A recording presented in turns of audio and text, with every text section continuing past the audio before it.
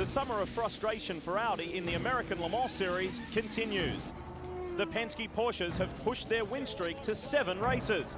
The most unlikely one came at the ultra-fast Road America. Tyre problems and an intra-team battle left the silver cars wanting again. Penske wins at Road America.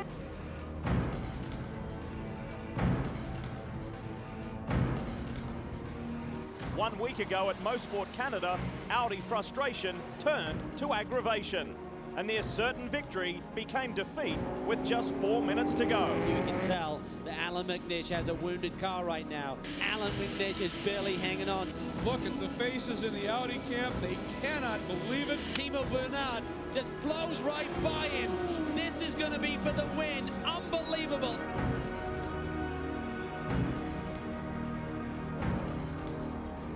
Just can't win one this year. No, we've won 2 this year. The big one, Sebring, and then we won St. Pete's. Don't worry, there's 3 races to go. We'll come back.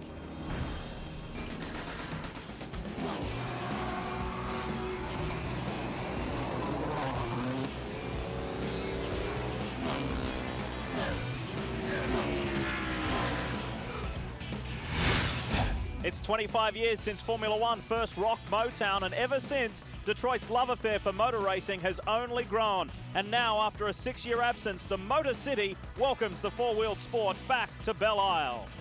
This is the Detroit SportsCar Challenge, presented by Bosch. And this is the Acura pre-race show as we say welcome. And in particular, welcome back to Belle Isle. Yes, the 983-acre landmass that lies in the shadow of the world's most iconic automotive city, and we should all thank Mr. Roger Penske for making it happen. And young Australian Ryan Briscoe can be thankful to Mr. Roger Penske for his wonderful ride in these delightful Porsche RS Spyders. Not so delightful yesterday before qualifying, because Ryan went straight on at turn 8 into the wall. Team worked hard to repair the car, and less than an hour later in qualifying, Briscoe redeemed himself by putting the number 6 P2 prototype on pole position for the very first time in his ALMS career. With more on Penske, here's Calvin Fish.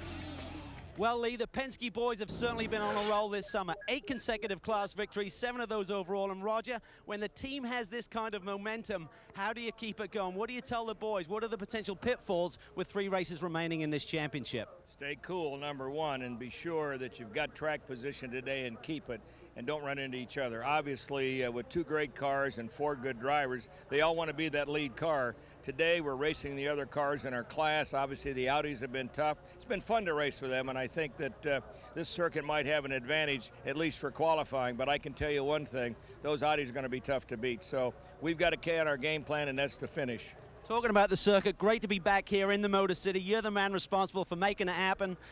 Attention to detail really seems to be your trademark, and you brought that to this racetrack. Congratulations, you must be very proud here. Calvin, this is a great city, Detroit. You know, really, this is where motor racing and motor cars became something for all of us to drive, and to me, to put something back. But Bud Denker and Rena Shanneman and our whole team have done a great job, and to have speed here, believe me, is key for us on Saturday, because we can showcase what a great city we really have. So thank you and everyone else that supported Detroit. Roger, good luck today. For more on the story and the prototypes, let's go down to Brian Tell.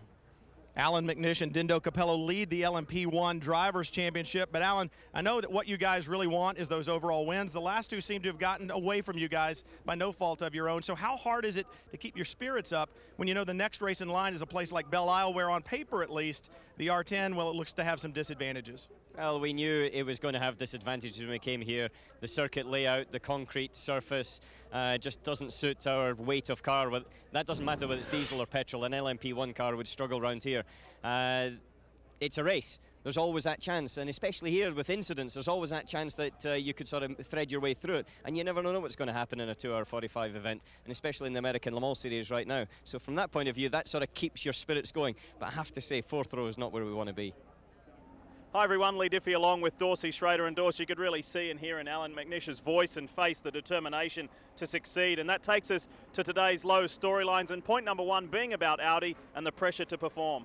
Well, it's been a very long time since Audi's won one of these races overall. In fact, it goes all the way back to the first two races, Sebring and then St. Petersburg, back in March. It's very frustrating. Then last weekend at Mosport, it looked like Allan Mcnish had the race won. Late in the race winning, and then a rare gearbox problem slows the car. Porsche wins again. It really rubbed salt in the wounds, didn't it? Point number 2 is about GT2 and Flying Lizards. They really must rebound if they wish to stay in this title chase. You're right there. The lead Ferrari, Jamie Mello and Mika Salo, have a 16-point lead over the Porsche. And of course, that car being driven by Jörg Bergmeister and Johannes van Overbeek. They have to win. They have to be in front of the Ferrari at least for the next 3 races. And the bad news is the Ferrari's qualified 1, 2, 3. The lead Flying Lizard car is 4th, and that's Pat Long. And here, the 3rd and final point, this track really can bite. You must stay off the walls. I can talk about this with some experience for sure. Unlike most street courses where the corners are very slow, here at Belle Isle, the corners are extremely fast. If you have a mistake, if you have a spin, it will result in a big crash, and you won't win getting in contact with the wall here. Now, with more on GT2, here's Brian. Well, they call Detroit the Motor City. It's known that way not only in the United States but worldwide, and that's why the manufacturers like to come and race here. Right now, a great battle in GT2 between Ferrari and Porsche. And Patrick, you came here. I know you'd like to help your friend Jörg win another GT2 championship, but that's not really why you're here, is it? I'm here because Flying Lizards and East Silicon Shortell, they came and asked me to drive. Whether it comes down to helping Jörg or not, every position I can take away from these Ferraris is what I'm here to do. So far, so good. We're up front in the Porsche class, knocking on the door of the 3 Ferraris, but we've got our work cut out here. Anything I can do to help the 45 car win this championship will definitely be on my mind.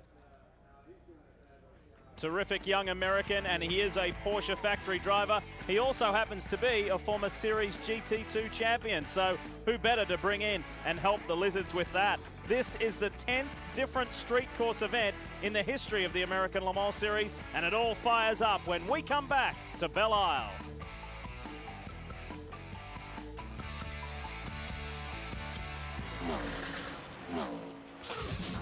Speed's coverage of the Detroit SportsCar Challenge is brought to you by Acura. Acura, advance. Speed's coverage of the Detroit SportsCar Challenge is presented by Bosch Clean Diesel Power. Brought to you in part by Just for Men. Stay in the game with Just for Men hair color. And by Chevy, an American revolution. We welcome you back to Detroit's Belle Isle, and of course, racing was put on the map here in Motown with Formula One many years ago, and then here at Belle Isle, Champ Car, we had Touring Car. There are a variety of types of racing going on here, including Trans Am, where our good friend Dorsey Schrader was victorious twice right here on this very track. And Dorse, that qualifies you to talk us around the Acura track map. Well, 2.09 miles in length, 14 corners. I said it's fast corners. It starts that way anyway. Turn 1, 2, and 3, very quick. Turn 1 has no runoff. If you spin, you'll wreck into the wall. Turn 2 has a creek across. The bridge will get the car real loose for you. And the braking zone into 3, that's one of the best passing zones. Problem is that the crown of the road, as you leave one road and turn on the other, loosens the car up. Then you sweep through a left-hand sweeper to this complex. 4, 5, 6, first gear, no room to pass there. You can try up there in turn 7, but it's not a very good place to pass because it's the most important for exit speed. It leads on the long back straightaway. Then the back part of the course, mostly right-hand bends, and you really don't have much opportunity for passing. One good one up ahead you see is the brake zone up into 12. That turns you back as you head toward pit lane. And when you make that corner on the pit lane very fast, that's a 3rd gear corner, probably 120 miles an hour, and the front straightaway or pit straightaway, well, it's not straight. It's got a big looping right-hand bend on it. You see the cars now as they go by pit in off to the right, their left-hand side of the screen. That's at about 140 miles per hour, and if you make a mistake, sorry. This place looks a picture today, and weather is on our side. Let's see how they line up on our Bosch starting grid, and let's introduce you to our 4 respective class pole sitters. Hi, I'm Ryan Briscoe from Sydney, Australia. Hi, I'm Sasha Maassen from Raren in Belgium. I'm Dindo Capello from Santo Stefano Belvo, Piemonte, Italy. Allan Mcnish from Dumfries in Scotland. Hi, I'm Johnny O'Connell from Flowery Branch, Georgia. Jan Magnussen from Roskilde, Denmark. Hi everybody, I'm Gian Maria Bruni and I'm coming from Italy. Hi, my name is Eric Elary and I'm coming from France, Paris. There they are, the remainder of the grid rolling across at the top of your screen with thanks to Bosch. And the crowd has rolled in. They are welcoming motor racing back to Motor City. And they are voting with their feet. Look at that. Glorious weather. It's been beautiful for the whole week since we've been here. And a great doubleheader weekend with not only the American Le Mans Series, but also the Indy cars as well. And we've got a six-pack of onboards for you. The number 2 Audi, the pole-sitting Porsche, right in the middle there, number 6, the sister car of the 7. 2 Acuras in the Prototype 2 class, the Andretti Green and the Highcroft Racing, and then the 31 Peterson White Lightning Ferrari. Ready to roll here at Belle Isle for the Detroit SportsCar Challenge, round 10 of the American Le Mans Series. The season is winding down, but it is far from over. And there is a lot of business yet to be done, most notably for the Audis. They desperately want to come back here in Detroit. You heard Allan Mcnish earlier talk to Brian Till. They knew that they should have had a victory a week ago in Mosport Canada. Can they come back here today at Belle Isle? People wrote them off at St. Petersburg in Florida earlier in the year on a similar circuit. They may bounce back today. Well, they form up. I'll tell you one thing, don't get antsy at the start here. Like I said, in turn 1, if you make contact in turn 1, well, it can block the whole racetrack. It's happened to us before in Trans Am. Hopefully it won't happen here. On board the 2 of Marco Werner, almost got the P1 pole, and then in the dying moments of qualifying, Allan Mcnish stole it away from his teammate. A lot of smoke coming from the Intersport car of Clint Field. They're packed, they're formed, and they're released. Racing back on the streets of Detroit here at Belle Isle, and what a glorious sight it is. Big lockup from one of the Dysons into turn 1. There's contact. There's carbon fiber flying everywhere. Wow, through there okay, but there was contact. We'll have to look now to see if we have a cut tire or if any more problems from that contact. Debris was flying through the air, but thankfully everyone got through the opening few turns safely. It is Ryan Briscoe who leads the way over Timo Bernhard and Marino Franchitti, who also has unfinished business after last week in Canada. Felt he had a chance, and he was hounding Romain Dumas when electrical problems struck the Andretti Green Acura. This is up into turn 8. This is the place. Well, here's one of the cars that has spun, the 73. That's Dominic Farnbacher, who's done a lovely job this weekend. Was very fast right from the get-go, but something has gone wrong for the Tafel Porsche.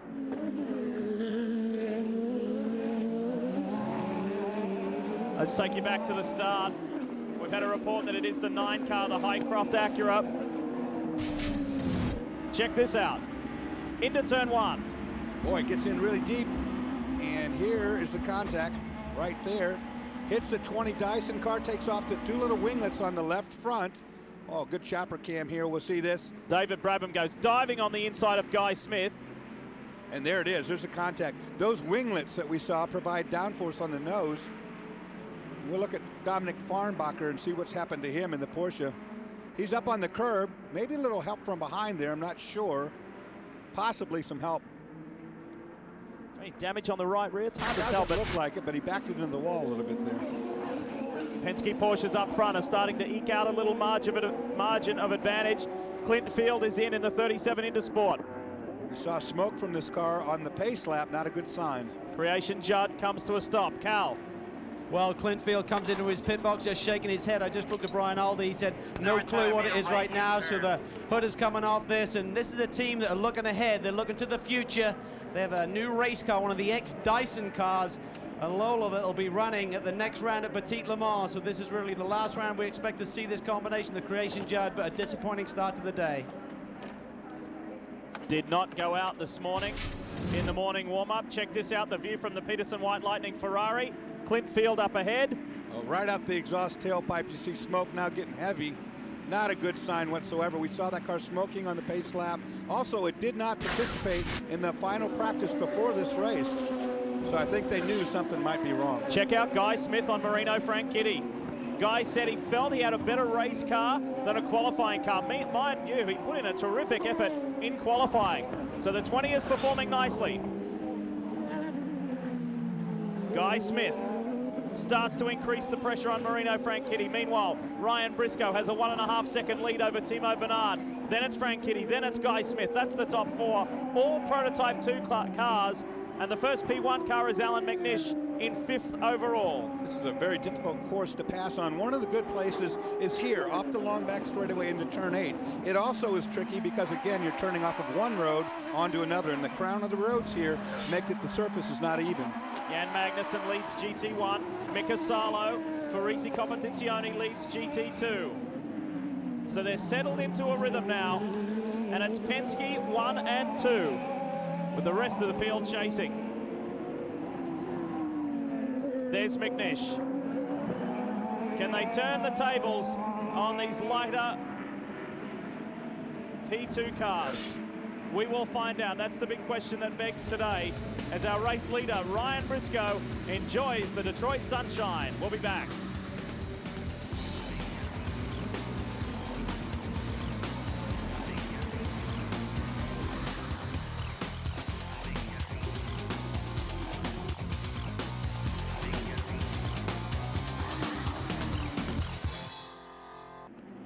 We're back at Belle Isle, and what a sight it is. The American Le Mans Series debut performance at this renowned racetrack. And just take a look at that for an interesting statistic. There are 10 engine manufacturers competing in the ALMS, more than NASCAR, Champ Car, and IndyCar combined. And that is just one of the flavors that makes ALMS so tasty. Still Ryan Briscoe and Timo Bernhard, 1-2 in the Penske Porsche Spyders. But let's roll back and check some of the other classes. Jan Magnussen is leading GT1, and in GT2, it's Mika Salo. In fact, it's a Risi Competizione 1-2, and it's a Ferrari 1-2-3. Dorset staying as it was in qualifying. Yeah, the guys in the Ferrari group really did good. 1, 2, 3. Normally there's just the 2 of them, but they added a third, and of course then that one comes and qualifies third, and they do have some legs here at this racetrack. This is a good little scrap here because Eric Ellery is under siege from Dirk Muller.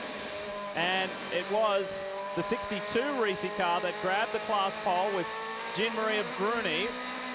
And that was electrifying. Mika Salo gave it everything he had in qualifying and couldn't overcome Jimmy Bruni's time. There was nothing in it.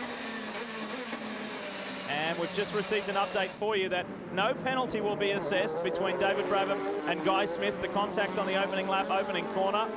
It was just a big, bold move from Brabs. It was a great bold move from Brabs. But had they spun, remember, that racetrack down there has nowhere to go. There's a wall on the outside, so not a good idea to mix it up down there.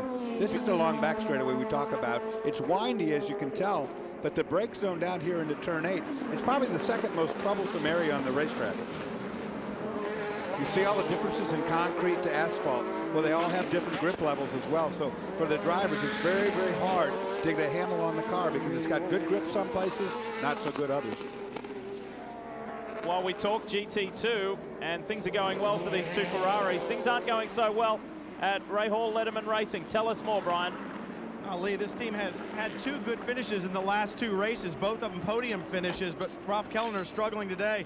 Left rear of this Porsche, something in the suspension came loose on the upright where the A-arms connect to the upright, so a long stop in here. They've gotten it back together, but this racetrack's so rough in some places, you got to wonder, just hasn't worn on this car throughout the weekend. They've got it back tightened up. Now there's going to be a penalty assessed. One of the crew members did not have his goggles down when he was over pit wall earlier, so there'll be a hold here, and then they'll get Ralph Kellner's back on track. 3 podiums in the last 4 races for that car, and the 22 Paynos is on pit road as well. This looks like a suspension situation as well. They've got the tire off. You see him now putting the jack under the jack stand as a safety feature. They have work to do on the left front. I would say suspension, just like we saw on the Porsche. Dorsey, I'm looking at right now, they've got actually a left front upright out, so it's going to be another lengthy stop for these guys. And once again, you know, this rough circuit can really take its toll. That upright sitting there waiting. And the crew right now just talking about what they're going to do. Bill Auberlin's going to climb from this Pinos Esperante while the crew does some work, guys. Well, Brian, you said it. The racetrack itself, it pummels the car. You'll see it when we look on the onboard shots. You see it when we have the overhead shots that these cars, all these pavement seams are not level pavement seams. It's what makes turn 3 so tricky, turn 8 so tricky. Let's talk prototype 2 for a moment as we ride with Marino Franchitti, who has just been overtaken by Allan Mcnish. So Mcnish has moved up into 3rd overall But this is the view from Frank Kitty's Acura. Looking back at Guy Smith. David Brabham, the next car in view. This young man needs to be applauded. He has come on with every single race in this year's American Le Mans Series. Big responsibility, stepping into a team like Andretti Green Racing, and he's grown with every event. He's done really well. We love Marino. He's a great guy, and his talent may be underrated. I don't know. I mean, he has done a really good job for this team, and he's shown that he has the quality to be able to be a top-class driver in anything. See here, traffic, really a problem. When you make this corner, watch up ahead. You've got 3 first-gear corners all in a row. And you can get frustrated in traffic, and if you get frustrated here, it'll reach out and bite you. You can see there, Marco Werner, the next car in shot. This is the scrap for 3rd in class. Frank Kitty is 4th overall.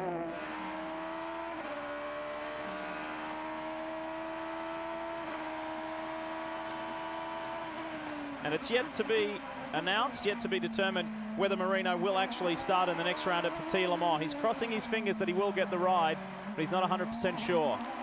As always, we'll hand over to regular teammate Brian Herter, who has kart experience, champ car experience on this circuit before. And Guy Smith is doing a nice job in the Dyson. It's Acura versus Porsche in Prototype 2. Up front, Ryan Briscoe continues to lead P2 and the race overall. In fact, he has a 3.6-second lead over the sister Penske car of Timo Bernhard. Whoa, we've got a spinner. Who is it? It's the 6. Briscoe has thrown it away whilst in the lead of the race. Now, here's your problem. How do you get turned around? At least there's a runoff here. He's smart to use it. Well, he was 3.6 seconds in front of Timo, so it definitely wasn't contact between those two. So easy to do here. I talk about the uneven surfaces. When you're braking, you from here onto that concrete, all of a sudden gain grip or you lose grip. One mistake at this place and you're around. So how many went by? What was the damage? Well, I spoke to Ryan Briscoe this morning about the racetrack. I congratulated him on the pole position. I said, but this racetrack looks very tricky, and he agreed. He said it's very much like Surfers Paradise, Lee. He said the entries with the crown is very easy to miss your turn-in point, and once you commit, you really have a problem. But here you see he's right back in the mix with all the prototypes. He is under pressure right now, and as Roger Penske said, no mistakes. You've got to maintain that track position. Speaking of commitment, how about Marco Werner? That was a very savvy move. Right through on the inside, got past Guy Smith. Now he approaches Marino Franchitti. Here's the replay. Briscoe on the inside. Oh, and he gets together. Was it Mika Salo? Or was it the sister Risi car? It may have been Salo. Well, let me tell you, in the drivers' meeting, there was a confrontation. Here you see the onboard. Confrontation between the P1, P2 cars and the GT2 cars. The GT2 cars said, the driver said, we're tired of you guys muscling us around. Give us some racing space. We're not going to pull over for you. Classic example. Well, you could throw that one either way. Maybe more patience on Ryan's part, or did Mika know he was there? It's one of those tough ones. Well, on this circuit, you know, there's just, you got to give and you got to take. You can't just be shoving your nose in all the time and expect these GT2 guys to get out of the way. They won't always do it for you. There was a prime example of one not. Speaking of GT2, that was Dirk Muller and Eric Ellery, 2nd and 3rd in class. This is the P2 situation as we stand.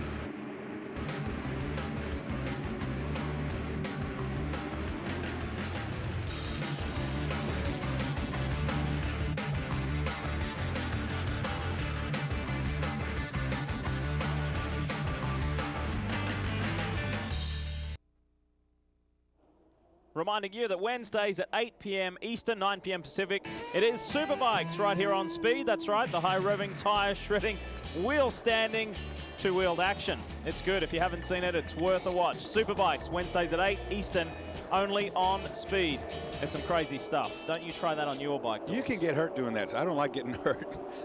We're back at Belle Isle, and we're back with a new race leader. Same team, same car, but it is Timo Bernhard, who really has made a name for himself in the racing world in the American Le Mans Series over the years. He's a champion, and he is on his way to winning the P2 championship with Romain Dumas, his teammate, and he's got a very healthy 12.5 seconds over Allan Mcnish. It's P2 over P1 at the moment. Bernhard and Mcnish top 2 positions overall in the race. We go back to GT2, and it is still Mika Salo, Eric Ellery, and Dirk Muller. But this is the scrap for second place here. This is Ellery and Muller pushing hard in the Ferrari 430s. Down the front straight, this is turn 1. And look behind, you've got both the Flying Lizard machines. The 44 is first up, though, with Darren Law behind the wheel, and then Johannes van Overbeek behind him. Porsche guys have got to find a way to get in front of the Ferraris. I mean, they're losing ground. 3 races to go to after this one. Doesn't give them much time to get the job done, but the Ferraris have been stellar here since they've unloaded. Well, Mika Salo may not have got the pole in GT2, but he's certainly showing them. He's already pushed out a 10-second lead over the sister car. He is flying.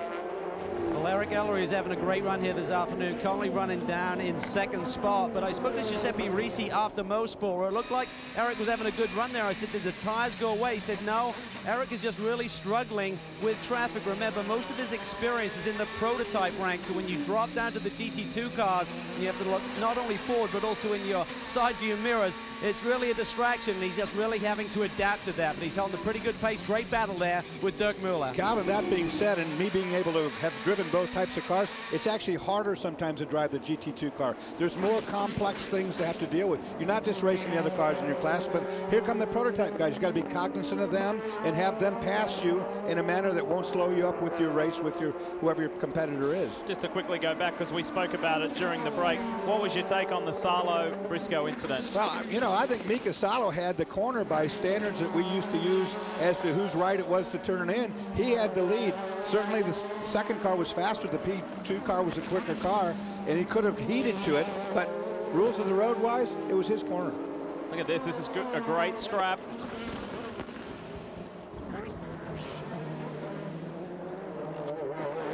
And black flag for Ryan Briscoe. That was timing, perfect timing. We were just talking about that. Briscoe has been black flagged for the contact with the 62 of Mika Salo. So well, I'm glad officials agree with you, Dawes. I'm glad for once. They didn't used to when I raced. I don't get it. And the 6 is in. Briscoe is on pit lane. This is a black flag, open black flag, which is a demand flag. It means you have to come in to your pit stall. He'll stop and go. 4, 3, 2, 1, stop and go. And go. That's it. A release. Just must come to a stop, and then he's gone. So that's costly more time, more track position, more positions. Well, once again, when you make a pass, the responsibility of getting the job done is on the car that's making the attempt for the pass, the quicker car, in this case Ryan Briscoe. He wasn't clearly alongside of Mika Salo. Salo turned in, it made contact, and as a result, now you see the penalty being paid. Well, for he and Sasha Masson, their first victory together as a duo came at St. Petersburg in Florida, and they suffered some adversity earlier on in the race. They went down a lap early on and came back to win the P2 class. So could we see the same again today? Difficult to predict with so much longer to go. It's a 2-hour, 45-minute race, and the sister Penske car leads the race. Timo Bernhard still over Allan Mcnish in the overall top 2 positions. And then Marino Franchitti, of course, has been elevated to second in the Prototype 2 class. Watch for red smoke coming out of this helmet, because when you get a penalty like that, you are truly mad about the situation. And you certainly don't see it the same way that the officials did or the way I called it. But his job now, as fast as you can run, stay off the walls. In GT1, Jan Magnussen has a 5-second advantage over Olivier Beretta. The 2 Works Corvettes, massive weekend for them in their hometown to be racing here on the streets of Belle Isle. Gives you a great look at how fast this is. Back on board with Timo Bernhard, and Allan Mcnish is intensifying his pressure on Bernhard for the lead of the race. Here's Mcnish. Well, Allan Mcnish, let me tell you, is doing a great job in the Audi because... Actually, I think that's a different car. The colors tricked me there. Oh, it is. It is a 06. It looked like it was Mcnish coming. That's Greg Pickering, actually. Greg Pickett. Pickett behind the wheel, I should say, and thoroughly enjoying racing in this car. Well, he's an ex-Trans Am champion and has done a lot of that type of racing. Now he's got into a prototype car for the first time, and he's enjoying that. Cal. Here with Roger Penske. Roger, a tough call there on Ryan. What's your viewpoint? Well, I think, you know, it looked like the Ferrari closed the door, but, you know, the rules are we made contact and we came in. The good news is we didn't hurt the car, so we got some work to do here. But fortunately, the 7 car is running well, just as we talked earlier in the race. Before the race, we got to stay out of trouble, and I guess we got some work to do. You throw some of that Penske magic at it with strategy now? Well, we got a couple ideas. We'll see what happens. Long way to go. All right, mate. Thanks a lot. Ryan Briscoe playing the catch-up game. It was costly. It dropped him to 8th overall and 5th in class. And now Greg Pickett's in trouble. In the 06 Lola. See Greg move offline, get over against the wall as much as he can. A lot of racing years of experience behind that seatbelt. Well, Greg actually... You cannot shift it by hand. You can recycle the computer, turn the car off, turn the master back on, and make sure that the paddle shift switch is up. There are 2 switches to the left of it. Push them both up into the on position. They're the override switches. What he's talking about is a gearbox failure. Greg unable to shift the car. These cars are... You cannot shift it. It won't run. It won't go forward. Go.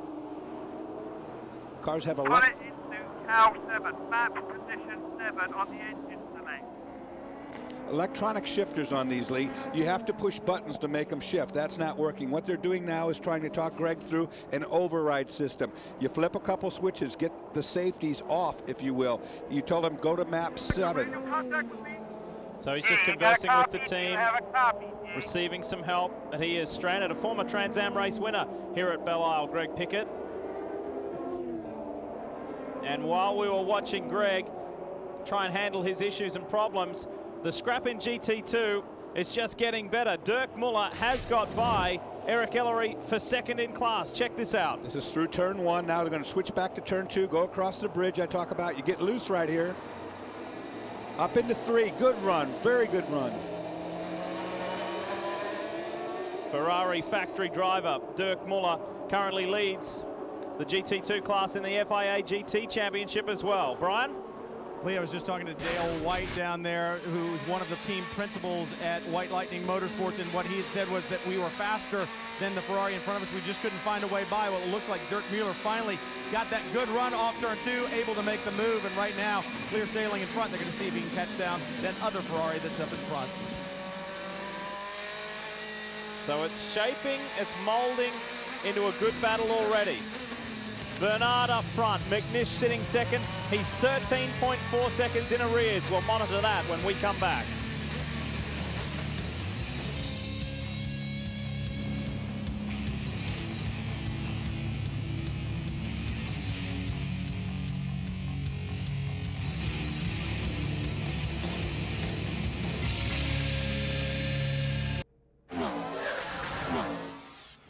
Early this week on Thursday evening, there was a special gathering at the Ford Museum, which was one of many welcoming functions for this great event, and many special automobiles at the museum, including this, the famous bus. Rosa Parks was the centerpiece of one of the great moments in civil rights history. Mr. Penske, Mr. Panos, and Mr. Atherton, where Roger was duly recognized for the enormous work that he has put into making this event so great and what it is. And so far, Dorsey, so good. It has turned out brilliantly. It's been a great racetrack all along, and I'm glad to be back here. I have a lot of good memories of this place, but this is a place where racing is the mecca of the United States. This is the automotive capital of the world right here, and racing belongs here in Detroit. We are under our first full course caution in round 10 of the American Le Mans Series, the Detroit SportsCar Challenge presented by Bosch, and the reason are coming together between 2 GT2 cars fighting over 2nd place in class. Good to see Greg Pickett. He's got going again. He and Klaus Graf campaigning their Lola. You need a manual when you drive one of these cars, so when something goes wrong, you can figure out how to get it going. There's the leader to pit road. Bernhard is in.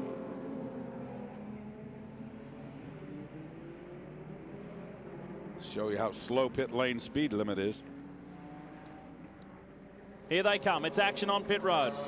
Cal, Well, it looks like it's just going to be fuel here. We talk about how fast these Penskes have been refueling. They're keeping Timo Bernhard behind the wheel. No driver change. I don't see any tires at the ready. Meanwhile, both of the Audi boys are in. Timo fires it up. Great pit stop by the Penske boys. Let's get down to the Audi. Allan Mcnish in ahead of Marco Werner. Fueling is done, and the Audi kept Wrestling utilizing a slightly higher fuel ring. Remember, these are gravity fed. So the officials have allowed them an extra ½ meter with that fuel ring. It should speed up the fueling. Fresh tires, Michelin's gone on both Audis. Mcnish away first. Meanwhile, it looked like the Highcroft car leapfrogged them in pit lane. It most certainly did, Cal. David Brabham came out nicely. The 26 is released. Brian, tell us what happened at Andretti Green. Marino Franchitti back on track. Interestingly enough, we had talked to that team earlier. They talked about double stinting tires, but right now they left Marino in, and they did put new tires on. He had a little bit of a hiccup getting out, stalled the car, but he's back on track. But it's interesting to see those tires go off because we thought a lot of these teams would be able to at least double stint. One of the items we've had a lot of fun with in 2007 is being given the duties of being a Cub reporter, and we've shared it around the paddock, and with this being such a crucial and important weekend and special weekend for Team Penske, this time round it was one of their drivers. Hi, I'm Ryan Briscoe at beautiful Belle Isle.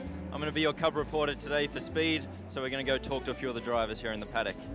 You've been around a long time. We're doing impressions. Have you got anyone for us? I don't know, man, I'm from New York, man, Don't know. You got him? Who have we got here? Well, I'm trying to do a Sylvester Stallone, I don't know, man, That's pretty good. I was thinking racing impressions. That's racing good, though. impressions. That's good, though. All right, so we found Bill Orbeline over here. We hear you got a couple of impressions for us. Yeah, they're pretty mediocre at best.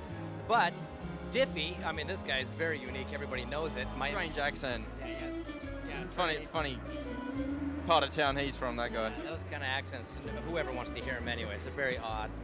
But anyways, one time, you hear him and he goes, it's bad. I'm not an impressionist, but okay, did you see that move? It was absolutely scintillating. I'm like, oh, okay, that's great. And then my Dorothy. I don't know. I thought that was one of the worst Australian accent impressions I've ever heard, but go ahead, keep going. Australian? I thought he was French. So I've been lucky enough to find my teammate Sasha Masson here. Our favorite JJ Leto impression, please. Oh, JJ. It's all a compromise. That's it. Good luck for everybody. We got to ask, do you have any favorite announcer calls that come to mind from Lee Diffie or anyone in particular? Brian Till. Speed. Brian Till.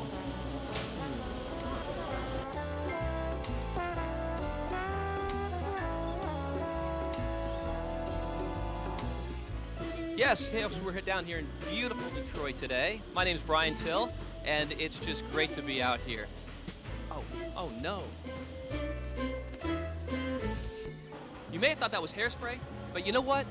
That was the new Grecian Formula 14, one of our newest sponsors here at the American Le Mans Series. Look at that. Look at that, ladies and gentlemen. No more gray. No more gray. I'm Brian Till, reporting to you live from Taffel Racing. Brian, you're on camera. I know there's Boy, hey, we copped it there, mate. I'm going to go talk to Jim Taffel here in just a minute. The good thing, Brian, is that by you taking on the wrath, I escaped. I noticed that they blew yours off and left mine in, Dorsey. I'll make sure we get that one taken care of, bud. Calvin, you got off the hook there, but let's talk business. I did, which is quite remarkable. But anyway, back to the business. We talked about Penske Magic. Well, they kept Ryan Briscoe out. He had gone down a lap with that stop-and-go penalty. So right now, I believe they're going to wait for the wave around and then make a decision whether they'll duck him into pit lane. But once they get the wave around, Ryan Briscoe will be back on the tail end of the lead lap. Well, there's some of that Penske strategy that we were talking about before. Tail end of the lead lap is good here. One caution leads to another. And if you play that gamble, there's a very good chance that there's going to be another caution soon. So it'll come around and give you the advantage back. We'll be back to Detroit's Belle Isle in just a moment.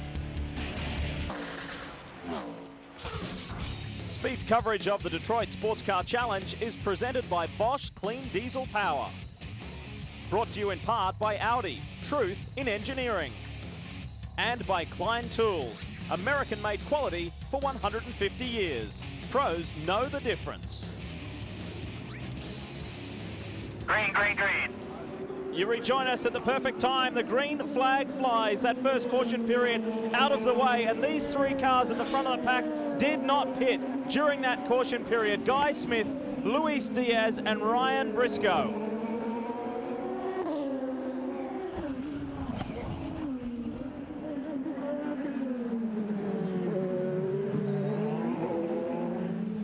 So it's the gamble. They're on a different strategy to those who are chasing. Timo Bernhard, Allan Mcnish, David Brabham, Marco Werner. That's the order further down. Now we understand that David Brabham has had more contact. He had it on the opening lap, opening corner. Here's the restart. You ride with Brabs. Down into turn one. Well, he's going to try to put it between two cars here, and the GT car. That's Ralph Kellner's. That's your Ralph Kellner's. You saw damage on the right front. Now there's a much better look at it. It was Marco Werner one side, Brabham in behind, and Kellner's right in the middle. But this is Guy Smith, Luis Diaz, and Ryan Briscoe. Guys, I checked in with the team after that earlier contact for Brabham, and I checked in, they said that dive plane on the left front reduces the downforce that you get by a significant amount when it's knocked off. Well, it looks like he just took off the right one as well. He had already been complaining of some understeers, Dorsey, so I'm wondering now, the car may be a little more balanced side to side, but he's lost even more front grip. Yeah, Brian, that's a good point. And I was about to bring the same thing up. Remember all of those pieces that we saw knocked off? Of course, he just knocked more of them off. That caution that we just had 7 laps long, it was a result of picking up a lot of this debris. Now, when you're in a street course, you got concrete walls on the inside and the outside. That debris has nowhere to go. So they took the time to clean it up. There's also a couple spins in there as well. Let's talk GT2 for a moment, because this championship is very exciting. Mika Salo leads the class, but it was a very productive round of pit stops. There goes Salo to the Flying Lizard organization. Remember, it's Risi Competizione and the Flying Lizards who are fighting over the championship, and in this order exactly. Salo and Mello over Johannes van Overbeek and Jörg Bergmeister. The Lizards climbed up a couple of positions ahead of the 2 Ferraris, so that was a very nice move. Well, once again, just as we saw at Motorsport, the GT2 field was split somewhat this time when the yellow came out. Remember, you got classes racing within classes, and the top 4 in the GT2 field got split from the rest of the pack by the positioning of the overall leader. So essentially what happened here a few moments ago, whilst we were away in break, the top 4 class, the 2 Lizard cars, the Peterson White Lightning car, and the 62 car got a free pit stop. So they're in great shape for the rest of this one. And of course, like you said, Calvin, that happens when the overall leader is lapping his way through your class, gets up to about where the 4th place car was. Yellow comes out, so all the 4 cars that have not been passed by get to go around the lap and make up that free pit stop you're talking about. Now let's look a little deeper than what we see right now at the head of this race. We know that Guy Smith, Luis Diaz, and Ryan Briscoe have not pitted. They are effectively at the end of the lead lap, if you want to say that, for those guys who have pitted, which is Mcnish, Werner, Bernhard, and that's the order. So if you take those top 3 out of the equation, things are looking better, a lot better, for the Audi R10s for Audi Sport North America. Of course, it's a rolling of the dice, isn't it? Because you don't know what's going to happen in the future of this race. This racetrack tends to have some cautions, no doubt.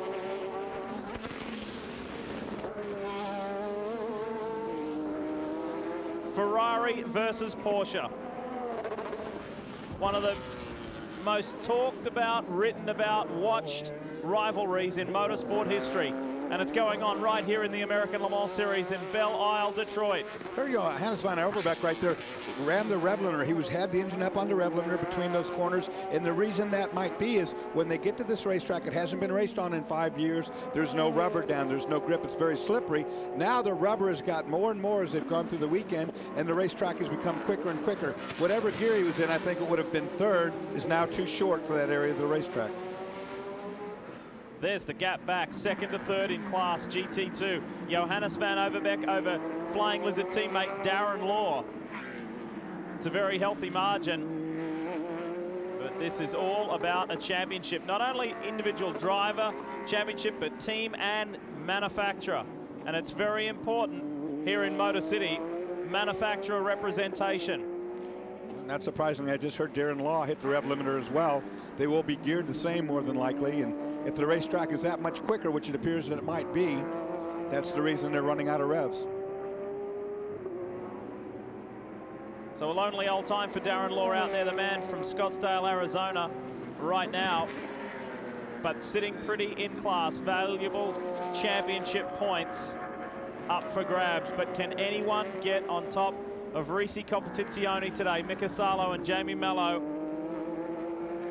6 wins in total in GT2 so far this year. Up front, that's how they run at the moment, the 4 respective class leaders.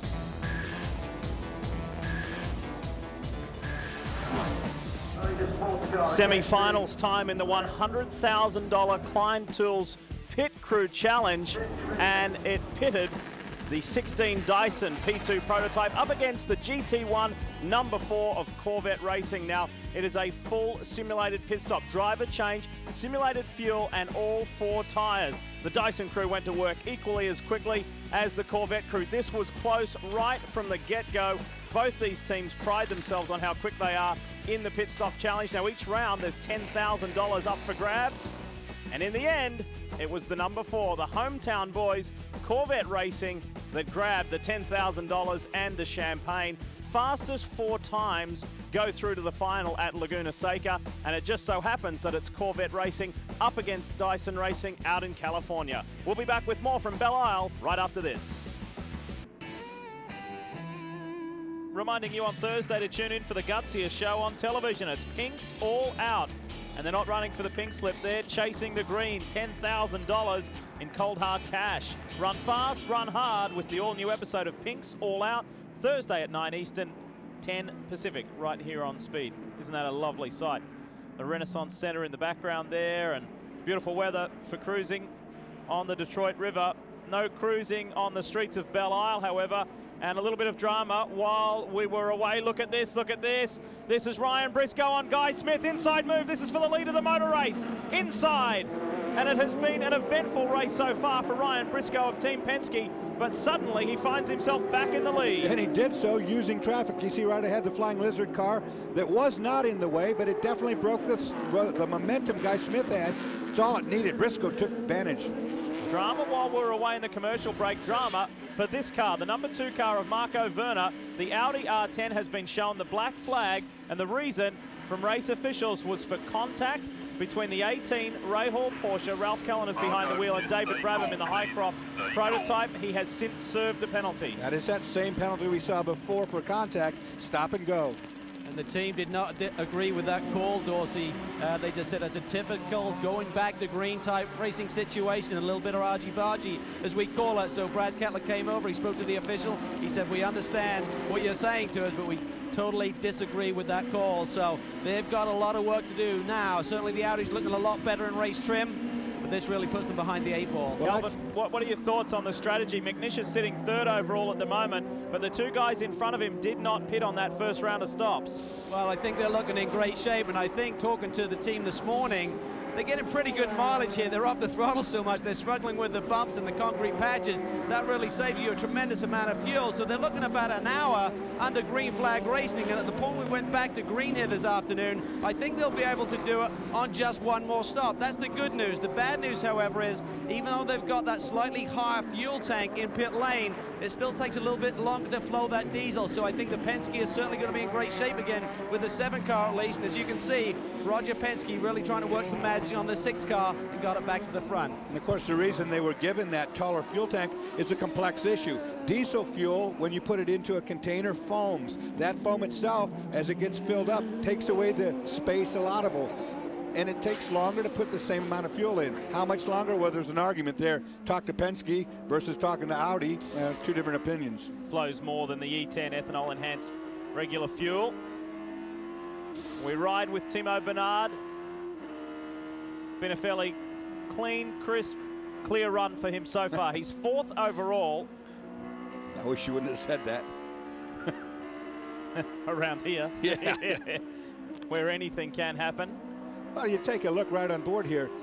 You go around the sweeper, a good place to pass. But once you get down in these corners, 4, 5, and 6, down in the first gear, little squirts of acceleration. This is, of course, a battle going on for position if he can make that pass. This is up into turn 7 onto the back straightaway. It's Luis Diaz up ahead in the Lowe's Fernandez Racing. The Lola Acura. And Diaz is one of those ones who has not stopped, didn't stop during that one and only caution period here at Belle Isle. Of course, tires are a little older. The car should be a lot lighter in fuel, so that would be an advantage. Remember, guys, the Acura teams right now, you've got 2 of the Acura chassis, 1 of the Lola chassis. That's in the hands of the 15 of Adrian Fernandez and Luis Diaz, as you guys were just talking. I did have an opportunity to talk to Adrian earlier today and say, you know, the Acura chassis has developed. It's come along really well. Are you going to stay with the Lola for next year, or are you already looking to go to that Acura package? He said, you know, you're going to have to do some work to keep us with the Lola, but it's been a good, solid package so far. You may very well see 3 Acura chassis as well as the power plants out there in 2008. But right now, those boys are having a pretty good run. Well, Brian, you know, the chassis is only half the equation. I really think that the battle right now is more of a horsepower issue. The Porsche running that engine a little bit longer. We watch it when we ride on board, it's running 10,200 revs. I think Porsche has an advantage in their engine compartment right now more than they have in chassis.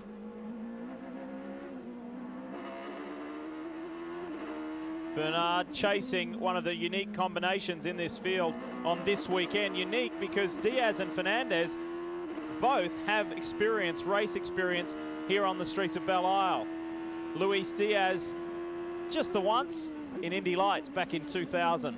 See right there, 160 miles an hour, just a tad over as you do the braking for turn 8. Now you're into the fountain turns. These are 3 left-handers that are really like a 180 the way you drive them.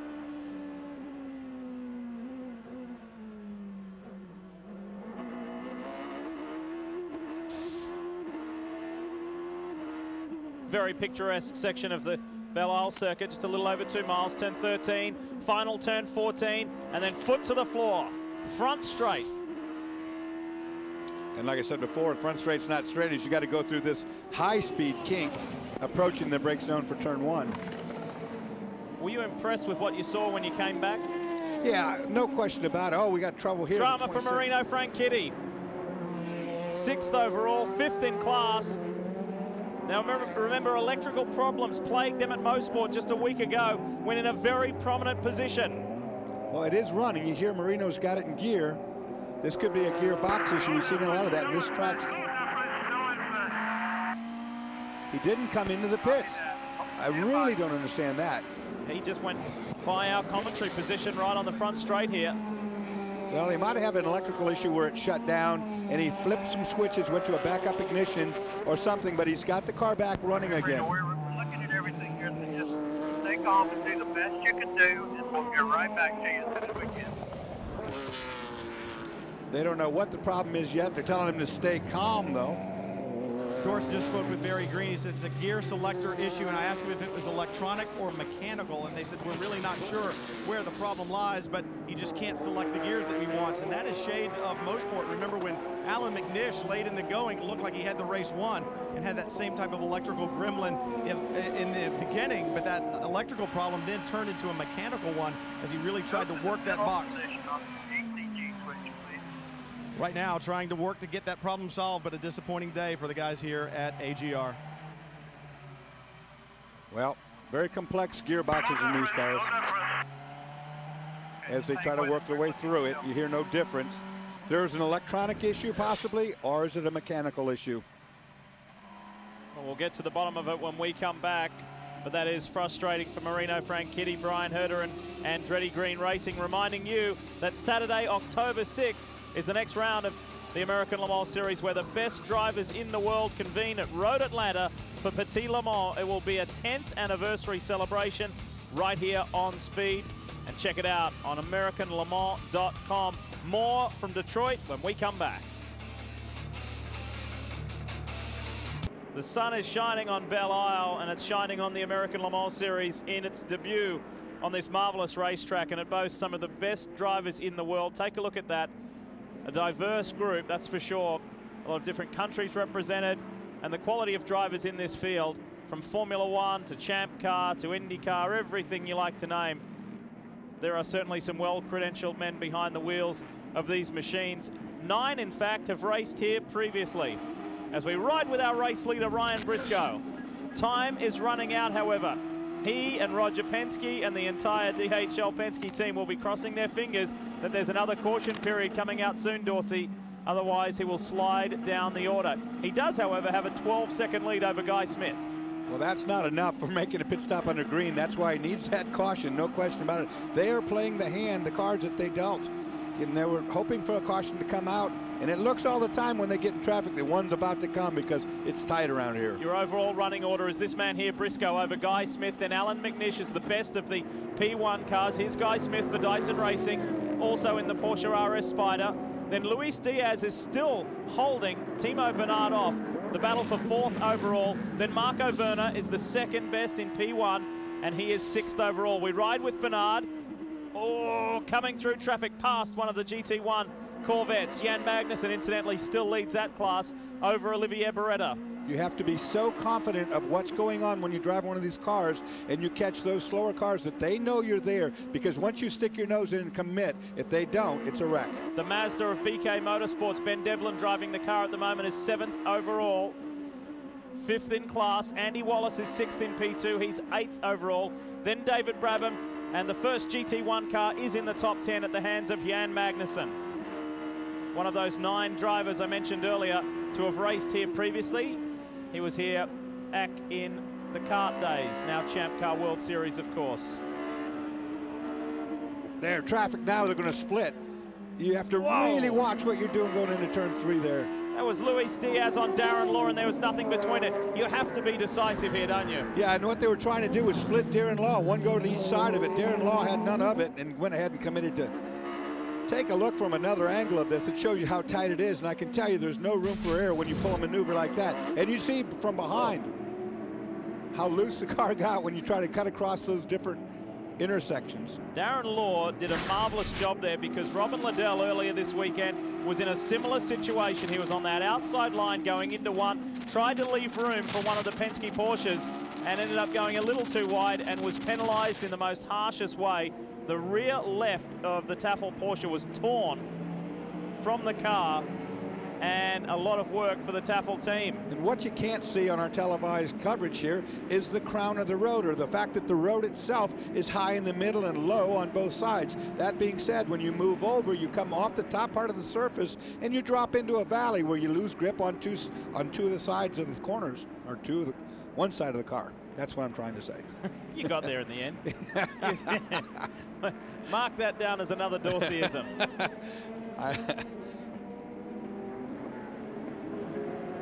GT1 on pit road. This is the 4 of Olivier Beretta is in. This is not the lead car in GT1, however. Magnussen leads this class. Cal? Well, this is the typical protocol. Whichever Corvette is running behind the other one pits first. So the 4-car Olivier Beretta pits, turns it over to Ollie Gavin, and then the next lap we expect to see Johnny O coming down pit lane. So these two teams really work hard and really compete hard. You think they don't have any competition, really? They're still waiting for the Aston Martins to come back. Well, it doesn't stop them. They won the Klein Tool pit competition once again, or won the semi-finals, should I say. The round here was held here this weekend, but the boys really try and massage every aspect of these pit stops, trying to gain an advantage and maybe leapfrog the other car. Good clean stop. Gavin underway. And the team leader, Doug Feehan, told us earlier this weekend, while we may not be lush in competition in the GT1 class at the moment, he said, I have instigated a program and an incentive basis that makes it interesting for my boys. And I said, really? Tell us more. He said, no. It's just in the team. He said, but believe me, they work hard. They're not letting each other win, that's for sure. It's a big competition amongst both teams. There's no doubt about that. Back to the point that sometimes they're not as friendly as they might be. So the 4 service, now the 3 is in. This is Jan Magnussen. Calvin? It is Jan Magnussen. Made a mistake there. Johnny O is waiting on pit wall to get in. You hear Dan Binks making the calls, bringing them in. Yeah, and comes to a stop. And I said to Johnny O'Connell this morning, said, you boys are on a roll. You're one in a row, and he just laughed. It's been a tough season for Jan Magnussen and Johnny O'Connell, and they really feel they've had some fast cars this year, but just haven't had the luck. We talk about Detroit and street racing being dangerous. Well, program manager Doug Feehan was out on his push bike here yesterday, cruising through the paddock, and got clipped by a bus. The side view mirror took quite a tumble. Pretty scary moment for Doug, but he brushed it off, and he said, listen, boys, I'll be teeing it up again on Sunday morning. But he did look like he was shocked by the incident, and he was very lucky that he didn't hit a curb or anything when he went down. Not such a clean stop. They hooked the air hose there on that left front tire, but pulls it off anyway. And Johnny O, the man from Flowery Branch, is released, and the 4 takes the lead in class. And for the Americans who might be listening in, a push bike is a bicycle over here. Do you know what? I was going to correct him on that. But that's what I call it as well, so I couldn't. So the 4 has gained the top spot. Ollie Gavin now leads the GT1 class as this very healthy crowd enjoy the American Le Mans Series in Detroit for the first time.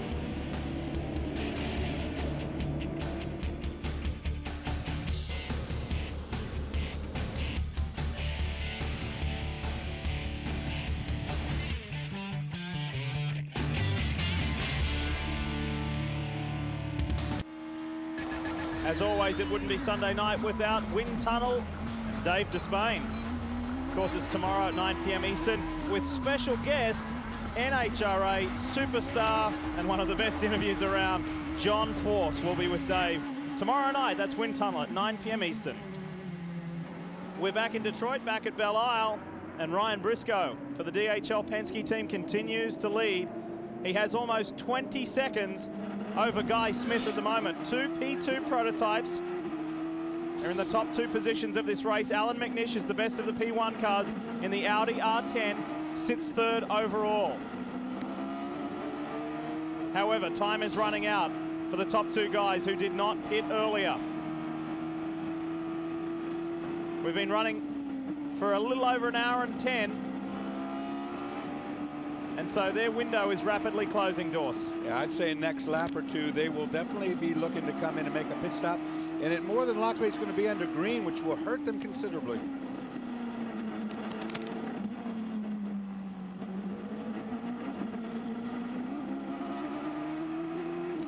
In GT1,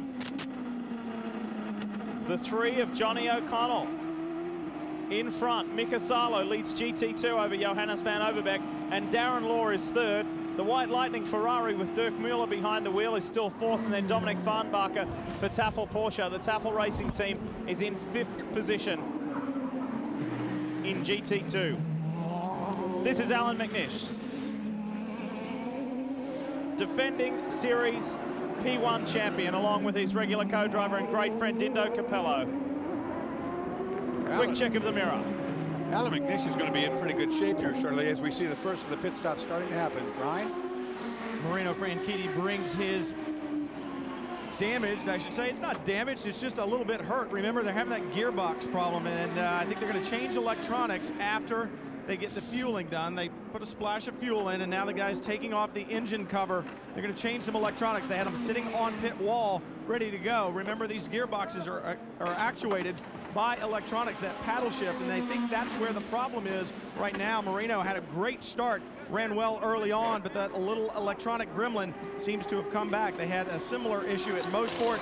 Brian Herta has taken over, but it's going to be a lengthy stop here and a not so good day for the Andretti Green team here in Detroit, but they will soldier on, learn as much as they can. Remember, this is a development year for Acura. I talked to Robert Clark earlier, and he said, we're pleased with the way things have been going, but quite frankly, we got a little spoiled by winning at Sebring in the beginning of the season. We want to win some more before the year is done, guys. Brian Herta was very excited about coming back and racing in Detroit. He was born in Warren, Michigan, so still has family here in the state and friends, although he's been a California boy for quite some time. Well, unfortunately, he is not in a position to be able to win today. This is getting more lengthy as they try to get the gearbox to work properly.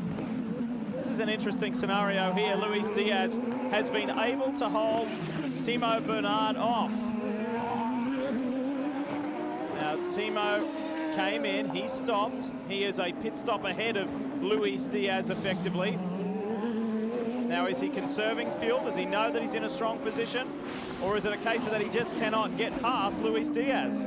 Well, I think he's just looking at the big picture. Remember, he has a healthy points lead, he and his teammate Romain Dumas, in this LMP2 championship, and he realizes that the cars in front of him, he do have to stop, and he realizes he's going to be in a fierce fight with Luis Diaz if he tries to force his way through. So I think he's really shown the maturity that has developed over the last couple of years. Timo Bernhard, one of the classic and one of the best drivers, I think, in this category right now. And certainly, if he doesn't need to make that pass right now, why risk it on a circuit like this where anything might go wrong? And a championship, especially when a championship is on offer, is on the line. Let's enjoy the ride for a moment with Timo Bernhard.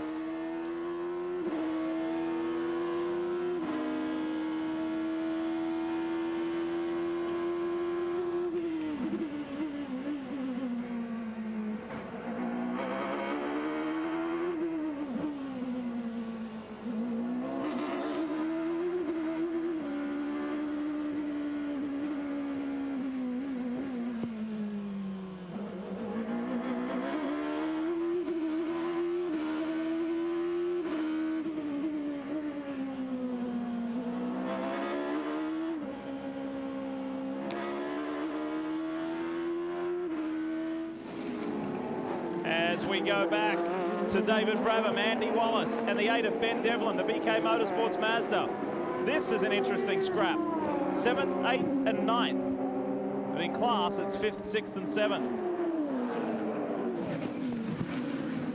And in behind is Ryan Briscoe. That's what I was about to say. Now, for Ryan Briscoe, this is a confusing and troubling situation to catch these guys who are doing battle for position amongst themselves. He's quicker than they are, but it's not going to be easy. They're not going to lay down for him.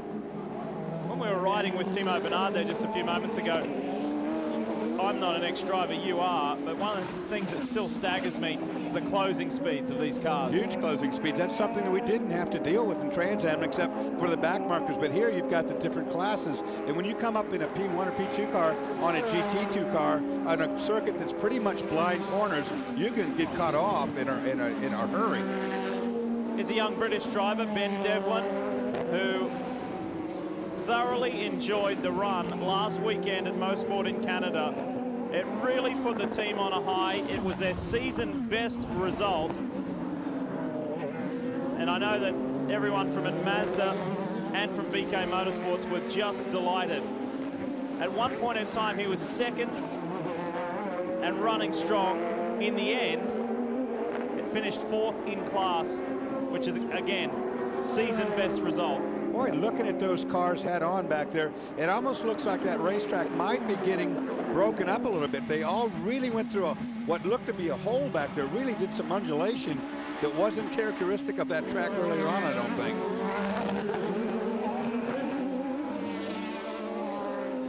It was a quick view from David Brabham's cockpit, trying to deal with Andy Wallace, trying to get by. We go on board again with Brabham. And it's timely that we mention team owner and fellow driver Duncan Dayton is here this weekend, and it's great to see Duncan. He had an accident, a pool accident recently where he damaged some vertebrae, and he was away from the track, away from things for some time, but we've seen him back here in the paddock this weekend. He told us that watching it on the internet and on the TV was so frustrating. He just wanted to be at the track. So Duncan, welcome back trackside, and just seeing the team around him, they were delighted to see him back as well. Cal. Ryan Briscoe hits his mark, going to turn it over to Sasha Masson, and this is where this Penske team really comes into its own. The attention to detail, the driver changes, they practiced them in this sequence, with Ryan getting out and Sasha Masson getting in this morning in the warm-up. They changed noses in case there was any damage on the car. They cover every angle, even the refueling rig. That extends over the wall a little bit. Everyone else down up and down pit lane just has it straight up and down. Look how that's designed. It extends a little bit closer to the race car, saves you precious tenths of a second when you're putting the fuel in. This tire stop, they practice it every day at the shop. They got down from 14 to 15 second range down to 8 to 9, and this is what makes the difference. Sasha Masson, now look at the light in the Porsche, heads on out. 1 hour and 17 without stopping with one caution period. Well, by moving that fuel rig all the way inside there up against the fuel line, what that means is it can shorten that hose from the tank itself to where it goes the nozzle into the tank of the gas on the car. So that hose has got a minimum length. They are at the minimum length. That means the fuel flows faster. They don't miss much over at Penske. Shorter hose, quicker the stop. I'm not going there. Faster the fuel dump. So Masson's on track. We'll see how far Guy Smith can go because he's in a Porsche RS Spyder. Briscoe went 1 hour 17 minutes. How far can the Dyson machine go? Great to have motorsport back in D-Town. This place is known for loving sport. Sports like this.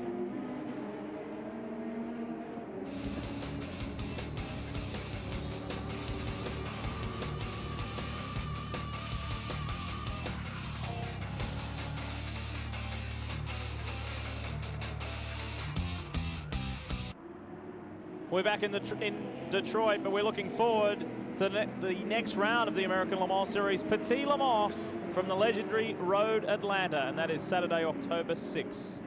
While we're away, we have a new race leader.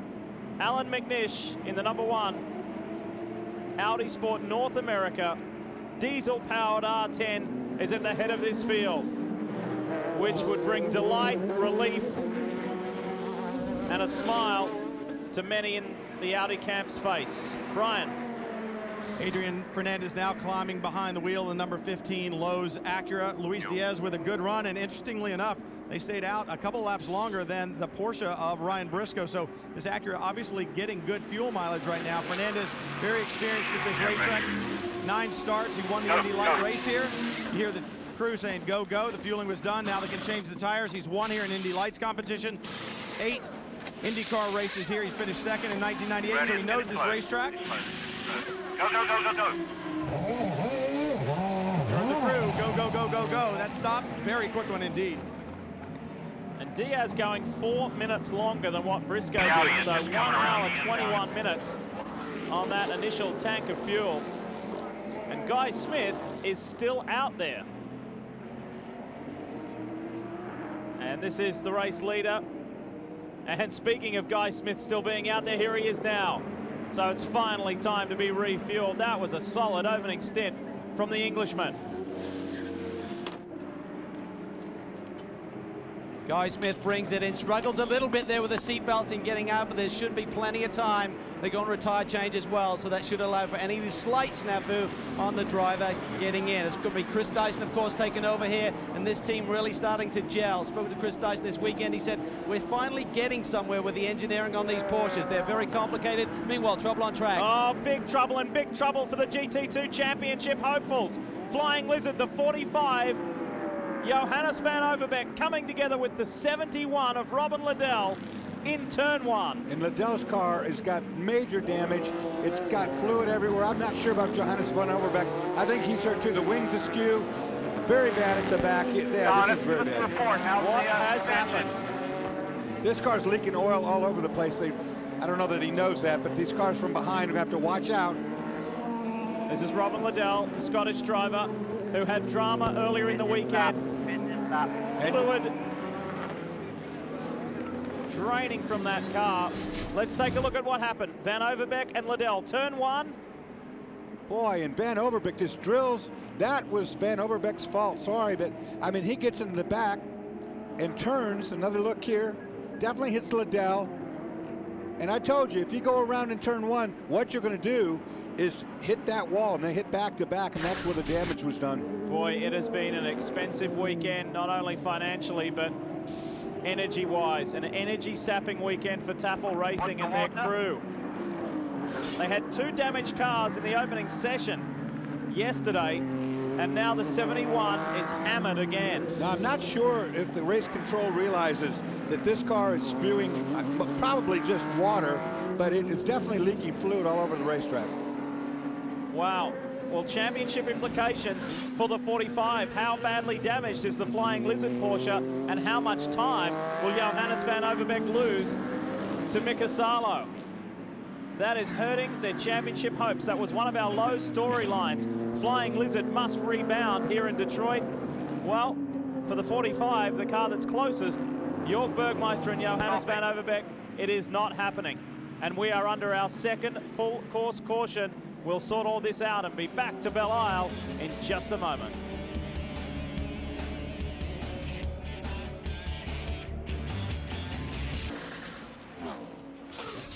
Speed's coverage of the Detroit SportsCar Challenge is brought to you by Lexus and their pursuit of perfection. And by Michelin, a better way forward. Back at Belle Isle, pit lane has been opened, and it is a flurry of activity. Cal. It is. Allan Mcnish pits from the lead, turns it over to Dindo Capello. I think this yellow and the timing of it may hurt the Audi camp just a little bit. We talked about them going about an hour on fuel. We got well over that to get to the checkered flag here this afternoon, so this could be a strategy that may hurt them. So it's going to be a fuel tank of fuel. Dindo Capello waiting for tires. Meanwhile, the Penskes, we've seen so many times before, fast on pit lane. They grab the overall lead back from Allan Mcnish and Dindo Capello. Meanwhile, right behind the one machine is the 2 car. They get a very quick stop, and now there's some kind of issue. They're refueling the car again, just topping it off. I think they realized they were stuck behind the 1 car in pit lane, decided to see if they get any extra fuel in the tank. And meanwhile, Sasha Massener's in. Remember, he was here just a short while ago, but there's tires everywhere. A lot of congestions here on pit road. I think the loser there was the one machine for sure. Well, they almost came together, Cal. Pirro and Capello almost hit leaving pit road. And the 1 car, definitely, you're right, Calvin. The worst for all of that, no doubt about that. That pit stop very slow compared to the Penske. But then all the confusion with the 2 Audis almost cost them contact in pit lane. That was unbelievable. Pirro was ready to go, and they reconnected the fuel hose, which is a pretty smart call on the fly there. They're thinking, well, if we have to wait, let's make sure we got it topped off, and they still couldn't get out. So it was major congestion here, but some delay there on the 1 machine for sure. But there was discussion, Cal, wasn't there, post-Road America about the intra-team rivalry and getting too close to each other, not hitting each other. That's standard team policy. They almost did it right there. Now it's very tight there getting out of these pit boxes. There's not a lot of maneuverability. This long wheelbase Audi, and Pirro's looking ahead. He said, I got nowhere to go. I'm just sitting here and might as well have an ice cream. But meanwhile, the rest of the boys, and there's a lot of scratching of the heads right now here in the Audi camp to try and understand what went wrong there a little bit on the pit stop. Well, Cal, there's an hour 15 just short of that to go when they pulled out. That makes it close for the Audi, doesn't it, compared to the Porsche? Oh, and we have trouble on the racetrack. I don't know what car this is. Something's blown up on fire. It's the 45 of Johannes van Overbeek. He is out of the car. You can see his helmet. Van Overbeek is clear of the car. And he needs to get clear of that smoke because that's very toxic. This is the car that crashed in turn 1 that went back out with the wing askew. Something at the back of that obviously has caught fire and it's burning down as we speak. And this is the end of their GT2 championship hopes. It has literally gone up in flames. For Bergmeister, for Van Overbeek, the championship chase is over. Taking a while to get to this car. Here comes the fire trucks, and it's fully engulfed by this point in time. Overbeek is out. He looks to be okay. He probably inhaled some of those fumes. I've done that before. Not pleasurable. The Flying Lizard pilot is clear of the burning car. And if you've just joined us, this was as a result of earlier contact between he and Robin Liddell of Taffel Racing. The 2 GT2 Porsches came together in turn 1, and boy, this is a handful for the fire marshals. Well, now the truck is on it, though, and that will definitely blow it out. You know, the handhelds, those guys with the handhelds did a great job to try to contain the fire, but it's going too much, which means to me he's either cut through an oil line or a fuel line as a result of that wreck, and it has ignited, and that was feeding that fire.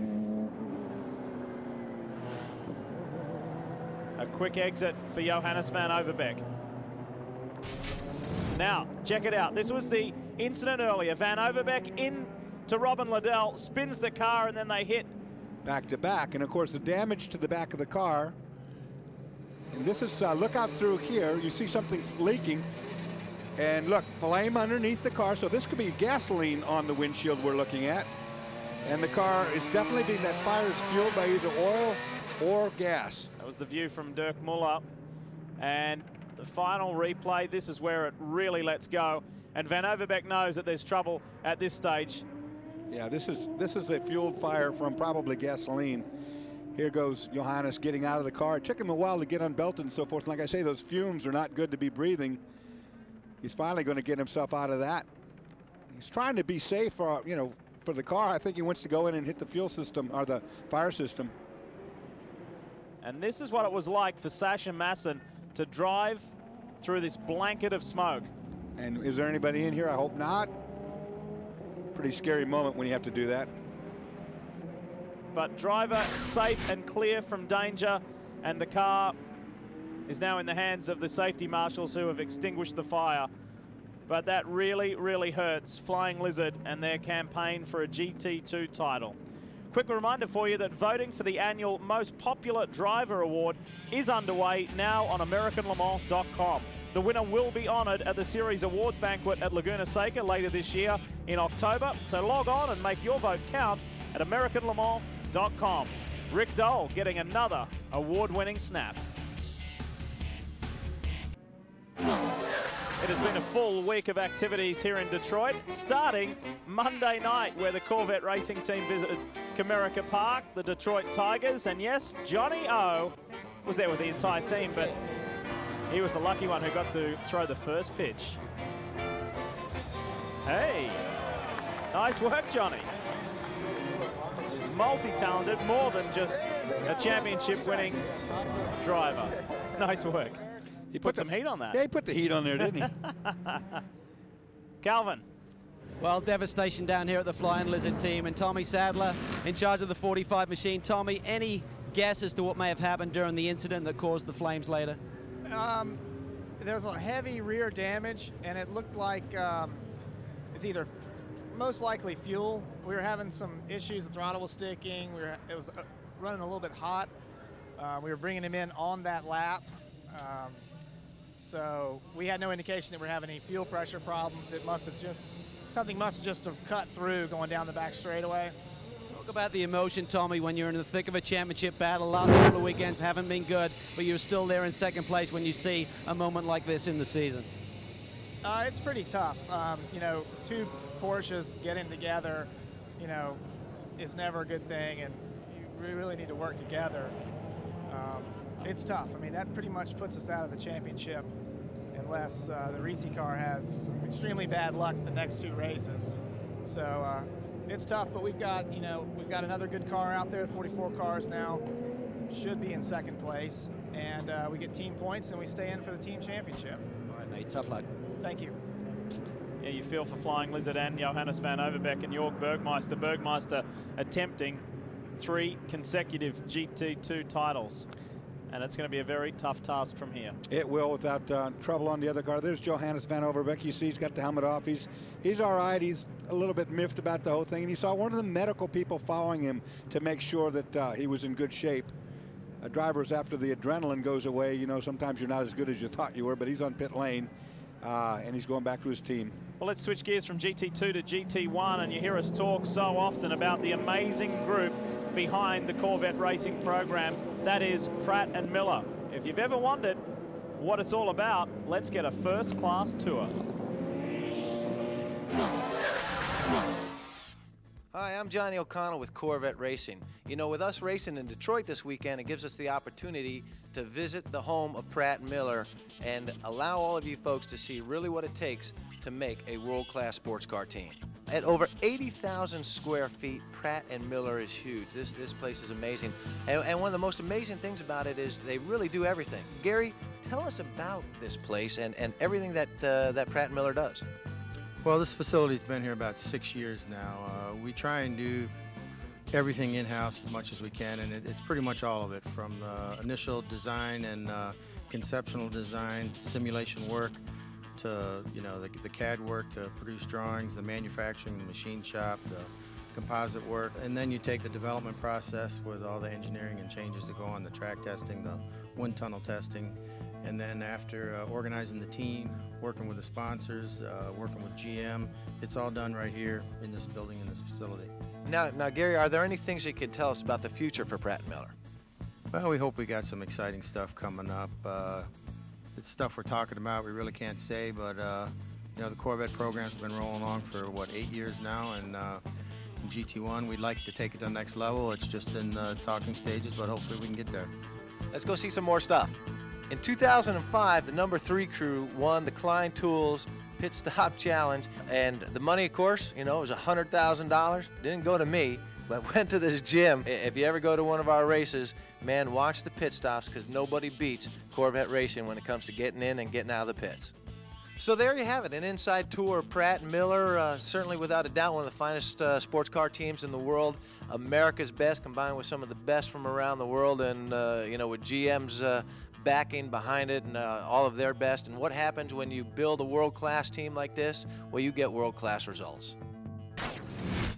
And that is displayed right here with these boys. Corvette Racing, Steve Wesolowski in there, Jan Magnussen, the whole crew, thoroughly enjoying a home race. And what a weekend it has been here at Detroit's Belle Isle. Time for a quick break while we're still under caution. When we come back, hopefully we'll go racing.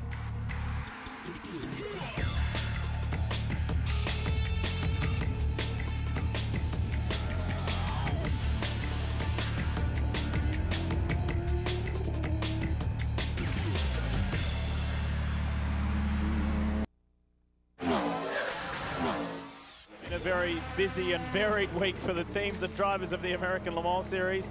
You see here Peterson White Lightning duo Dirk Muller and Peter Dumbreck fueling up the race car. Not every day you see that at a local gas station, but the boys helped pump some fuel at one of the local gas stations, with the Bosch Clean Diesel Power being one of the highlights of this weekend. The event is being presented by them.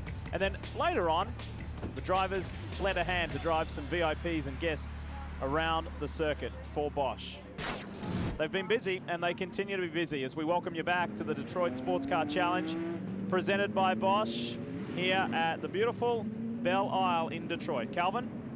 Well, Lee, right now under caution, one of the concerns for the drivers is what we call tire pickup. As they're running around with hot tires, it's very easy for the tire to pick up little marbles that have been left around the racetrack, little balls of rubber. Here we're looking at a fresh slick. This is ideally what you'd like to be on when you go back to green flag racing. Here's one of the Michelin tires that came off of the Audi a little bit earlier in the race. You see this kind of rubber build up here, and what the drivers will attempt to do is to try and scrub this off, get this tire clean before they go back to green flag racing. It's called marbling. It's what it's like, driving around on top of marbles if you don't get these guys cleaned off.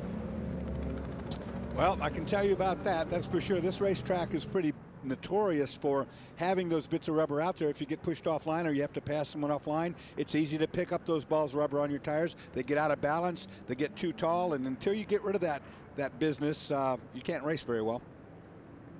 Still under caution, the cleanup of the 45 Flying Lizard Porsche continues. The car has been removed from the circuit, but the track itself is still being cleaned and maintained. Reminding you about AmericanLeMans.com and the For the Fans Award. It's looking for your nomination for the series from the Fans Award. Log on today to help us with nominations, with voting for the award winner to begin at Petit Le Mans. That's AmericanLeMans.com, the place you need to go.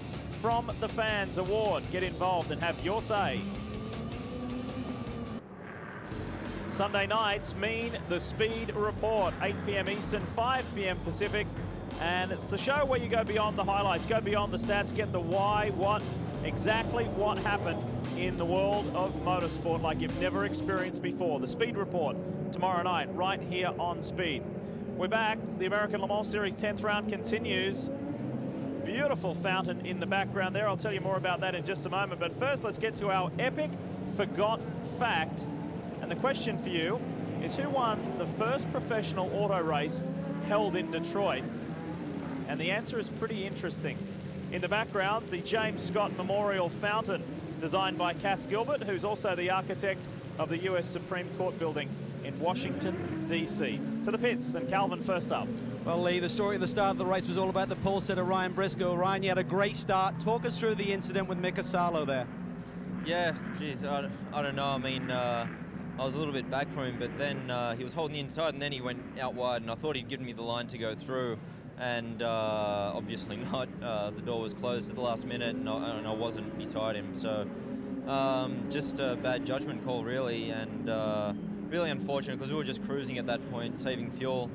And the car's been great today. I mean, even after the accident, we got back into action. Unfortunately, we got the drive-through penalty, and that's what really cost us most of the positions. But then I was able to get back to the lead and really pull a gap. The car was handling really good, putting in some good lap times, and we'll see what we can do. I mean, we're up the front again now. You know, the car's handling well, and hopefully Sasha can bring us home in a good position. All right, mate, nice job out there. Let's go down to Brian with the man we're very pleased to see back on pit road. That's right, Calvin. You know, Lee talked about Duncan Dayton earlier. Right now, watching the cars go by on the radio with his driver, Stefan Johansson. We'll see if we can get Duncan to turn around. Not easy for you to turn around these days, mate. Great to see you back at the racetrack. Lee talked about your problems earlier in the accident that you had, but how are you feeling? I feel great, actually. I never felt better. I'd like to say thanks to Dr. Tramble for fixing me up. It's the best tonic in the world for me to be sitting here on the pit stand today. I know it's hard to sit at home and watch the races. You come back, probably one of the most exciting tracks around, and obviously a lot of bumping and banging going on earlier. When I watched the car come in on this last pit stop, all the aero going off the front. What kind of car is Stefan going to have to do battle with? Well, we definitely got some push in the car because we lost the front aero, as you said, and but you know, we've got really good momentum mid-corner, and if we can just keep the speed up mid-corner, hopefully we'll be there. The fuel strategy, I think, is really coming into our hands, so we feel like we're in good shape for the rest of the race. Well, it's great to see you back, and hopefully you'll be healing soon, and we really want you to get that neck brace off so you can shave. You and me both. Well, he's still got a sense of humor. I asked him what happened because I didn't know. He said the chute didn't open. There you go. All right, the epic forgotten fact, the answer. Who won the first professional auto race held in Detroit? Here it is, Henry Ford, the man himself. 1901 at Grosse Pointe on a 1-mile dirt oval, and a little birdie tells me he won $1,000 for that and retired. Didn't race again and invested the money in the Ford Motor Company. We'll be back, lots more from Motown. The Jazz Festival's in town right now, and who knows, we might get Dorse to sing a few tunes tonight.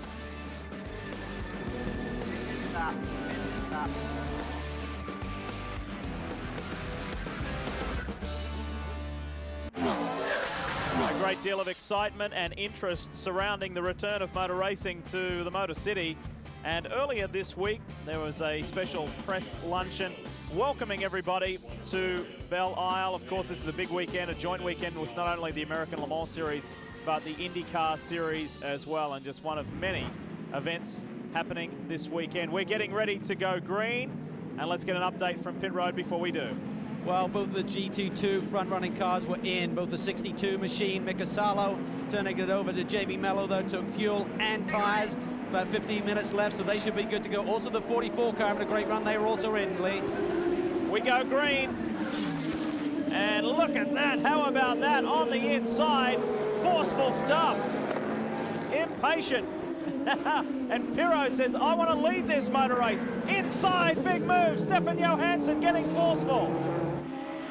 Wow, a lot of stuff going on at the restart there.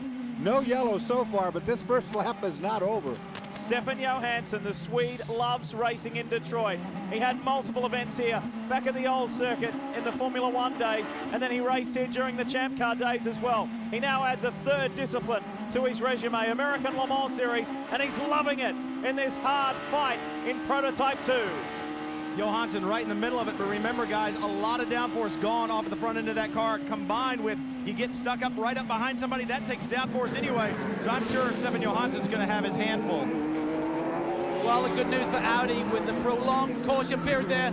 Calvin, he's lost it. Johansson has lost it. He was right there with Sasha Masson and spun. And he made contact with Sasha as he spun. They hit wing to wing. I do not know for sure if the Penske car has damage to the wing, but they definitely hit tail to tail.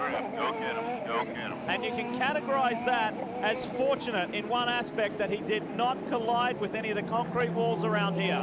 You see damage to the winglets in the front that Brian was talking about before.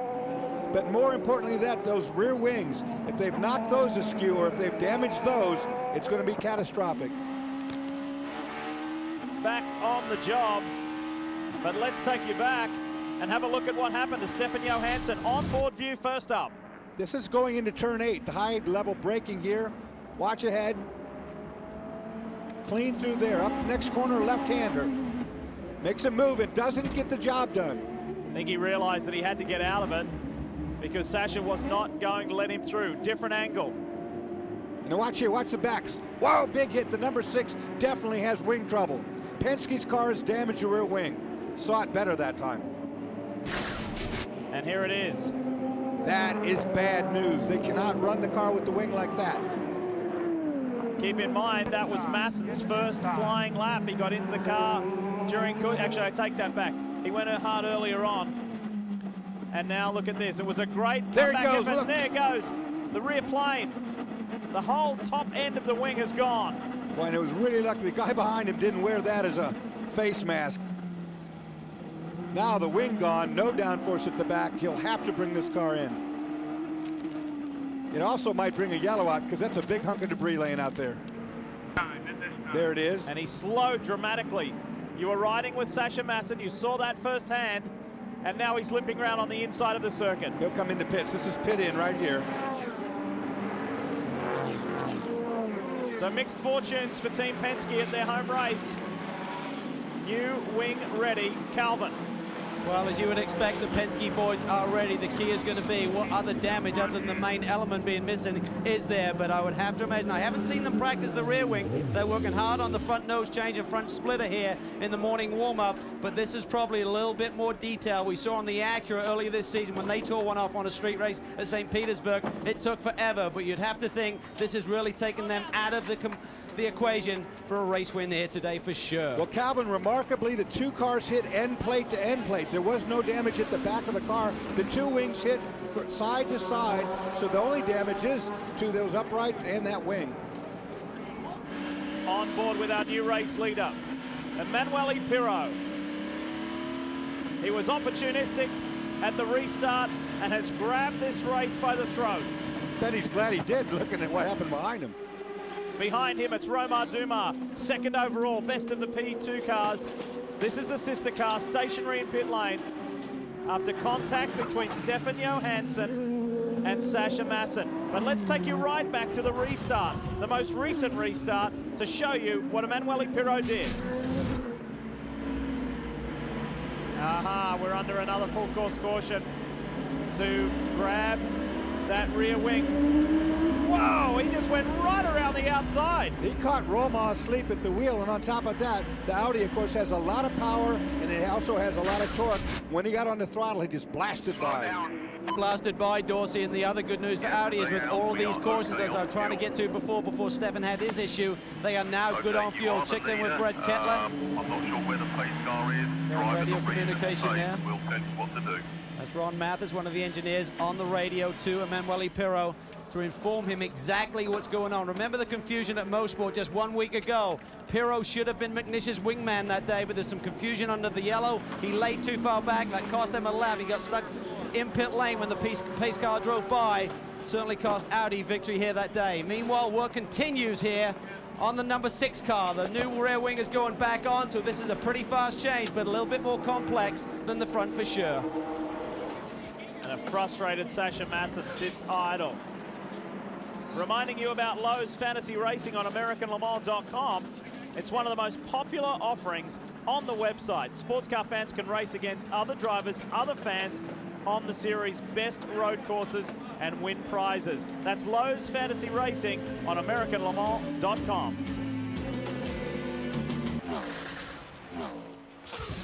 Speed's coverage of the Detroit Sports Car Challenge is brought to you by Mazda, always the soul of a sports car. Welcome back, everyone. Lee Diffie along with Dorsey Schrader, Calvin Fish and Brian Till. And what a beautiful weekend it has been so far here in Detroit. The weather just perfect. Lovely for the fans. And Roger Penske and his organization has put on a marvelous race here in association with the American Le Mans Series. Good fan attendance. There's been bands playing. The spectator attractions are great. And so far, we've got a race that is very much undecided. Emanuele Pirro caught everybody napping last time round on the restart. As soon as the green flag flies, you can floor it. You don't have to wait till you get to the line. And let's go again. Capello tries the same, but on the inside line. Green, green, green is the call. Dumas defending from second place on the inside. Chris Dyson is having a wonderful race in the 20. He sits third overall. And Butch Leitzinger is in the mix as well. 2 Dyson cars in the top 5. the Porsche cars might be faster than the Audi cars on this particular circuit. But let me tell you something about Belle Isle. Once you have the lead, it's easy to defend here. All you have to do is move over in a couple places, and there's no way they'll get by. And that means Manuel Pirro right now is in control of this race. So they settle into a rhythm again. According to our calculations, the front runners should be good to go all the way to the end. Does it pan out that way? Remember one of our low storylines at the top of the show, Audi, the pressure to perform. Well, right here, right now, they are. They're 1 and 4 overall. Truly, I didn't give him much chance on this circuit, but what has just happened is paramount. That jump that he got on the restart, no doubt about, that puts him in position, and you can block, you can defend here. There's only about 3 places you can make a pass. Guess what? There was more contact on that restart, and it involved Sasha Masson, who just had the rear wing of this car fixed. It's the 62 in front, Jamie Mello behind the wheel, the GT2 leading car, bang! Oh boy, that just right at the apex get together. That was in the turn 7 area.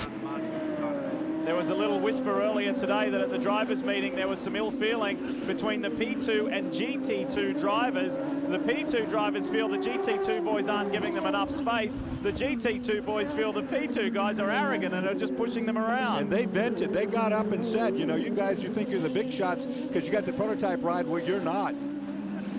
Well, I gave a shout out to Team Dyson earlier in this phenomenal run. Both cars in the top 5, Calvin. I'm sure they're delighted. They are, Guy Smith. How tough is it to sit here and watch your teammate Chris Dyson now go to work?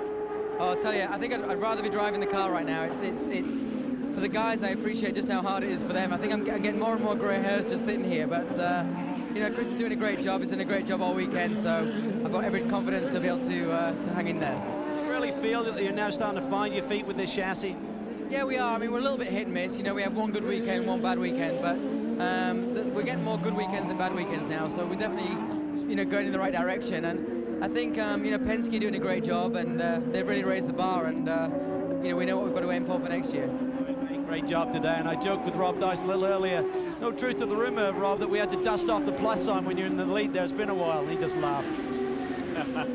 Well, I really hope that they can do it. The small team from Poughkeepsie in New York doing a wonderful job, and for Guy Smith and Chris Dyson, the 20 car, they've yet to break that barrier of 4th. If they can get a podium in the 20, that'd really make their year. The sister car, the 16, has had a couple of podiums, but it could be the day for the 20 to deliver. There's Dindo Capello tucked in behind, defending P1 Series champion, and then he's got Butch Leitzinger right behind him, so it's Pirro, Dumas, Dyson, Capello, Leitzinger, the top 5. Then Adrian Fernandez is 6th overall, and he's 4th in class. Stefan Johansson has recovered to still be 5th in class and 7th overall. Then Jamie Bark in the Mazda. Johnny O'Connell leads GT1. He's 9th overall. And then Sasha Masson is in the top 10, recovering from that damaged rear wing. We ride with Brian Herter in the Acura for Andretti Green Racing, who's further down the order in 19th overall. But they're our respective class leaders here in Detroit.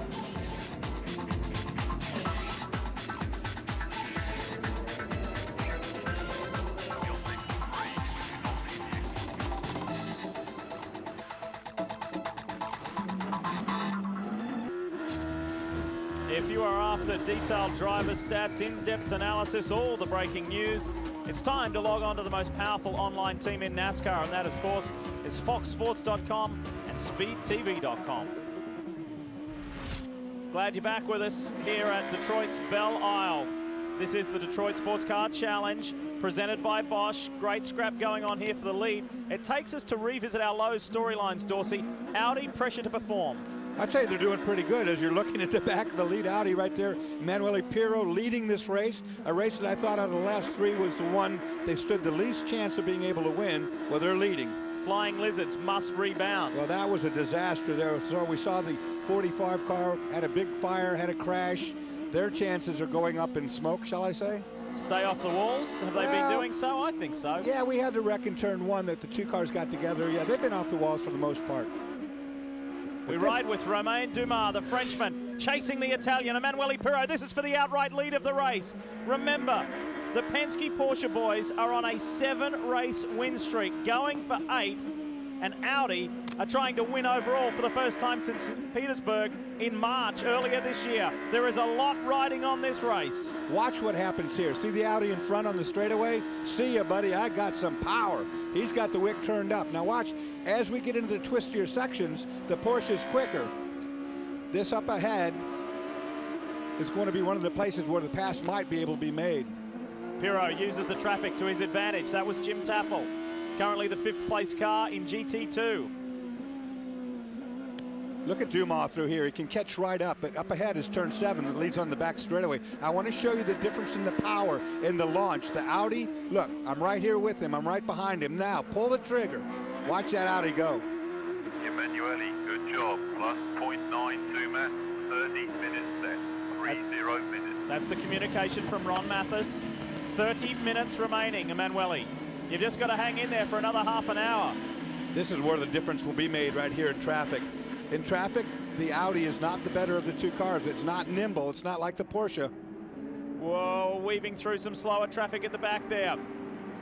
Joey Hand in the Panos, Esperante, and Pirot is clear. Great run last weekend at Motorsport, incidentally, from the Panos. A little bit of frustration in the end, but Joey Hand and Billy Aublin were very pleased with how they were going. They were sitting in the top 3 at one point in time in last week's race. Not the case here in Detroit. Pirot stretches the legs of the R10 again. Romain Dumas has got to use traffic. He's going to have to box in that Audi somehow and use the traffic, because the fact that the Audi is so much faster in the straightaway makes the job for Pirot an easy one. Nothing has changed behind. It's still Chris Dyson 3rd overall, Dindo Capello 4th, and Butch Leitzinger 5th. But we're focused on this race for the lead, for the overall honor. You can talk about classes, but these boys take a lot of pride in winning the race overall.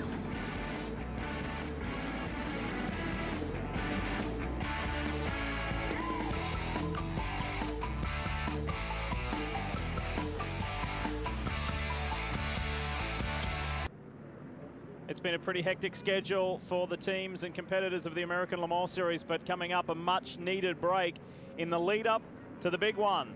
We always see towards the end of the year, each year on the American Le Mans Series calendar, Petit Le Mans at Road Atlanta, Saturday, October 6th. So between now and then, some much needed downtime and repair time and rest time for both drivers, teams alike, getting ready for the big one in Georgia. We're getting ready for the big one here because the end of our 4th full course caution period is now. The green flag ready to fly here at Belle Isle.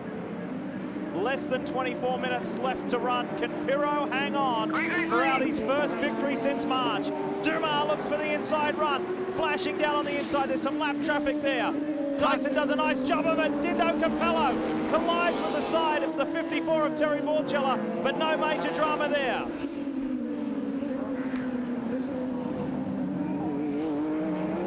Good restart. Back up to speed. Leitzinger still in the mix. Now with 22 minutes to go, you have no patience for these cars that are out of your class to need to get them out of the way, or they're going to just push them out of the way now. Can Audi hang on? That is the question. What's Romain Dumas got from Emanuele Pirot? Can Chris Dyson go with them? What about Dindo Capello? Series champion, Le Mans 24-hour winner. Can he run with these front runners? It is so easy to win this race here if you have the lead car. I mean, there's just, you only have to be defensive twice a lap, watch your mirrors, and there's not much you can do. Traffic, though, can play the difference, and Romain is going to have to be very aggressive to make this work for himself. Dumas felt the wrath of the American Le Mans Series officials post-Mosport. They said it was a continuation of, well, a slight disregard for the rules, and he wasn't playing the way that he should have been. He was slapped with a $20,000 fine and points. The points and $15,000 of that $20,000 were suspended, but he is on probation. They are watching Dumas and his driving manners and etiquette very carefully. Back to GT2, and it is still Risi Competizione who lead the way with Jamie Mello. What a season it's been for Mello and for Mika Salo. And Mello getting chewed up right now by the pair of GT1 Corvettes. You see they just now split him. That's the 4 leading the 3 car at this point. And that was a result of the last time they both pitted. The 4 got the advantage on the pit lane. No, actually, it's the wrong way around. It's Johnny O that's in the lead.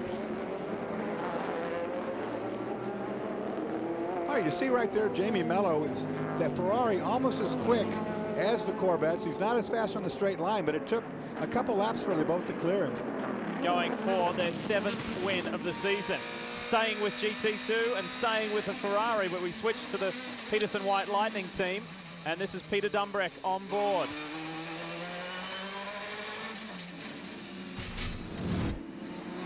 Now let's take a look at some scrapping going on here. This is a close call with the 73. Wow. Jim Taffel. Taffel didn't know he was there, or whatever he turned in. That's turn 3. I said most of the incidents would happen there today.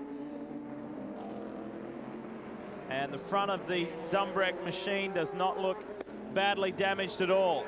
The other thing I'm noticing that this time of day, the sun really becomes a factor. You see a lot of debris right there in that straightaway.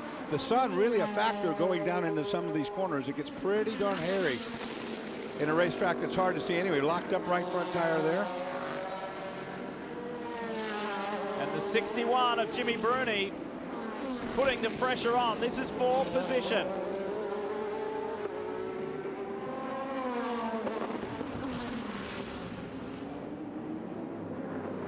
The Ferrari scrapping it out. This is good. This is good stuff. You remember that historic, that classic footage of the Mercedes flying through the air at Le Mans? Well, this is the guy in the 31. Bruni is trying to get a lap back, getting ahead of Dumbreck, but Dumbreck is not making his passage easy, is he? Being defensive even though it's not for position.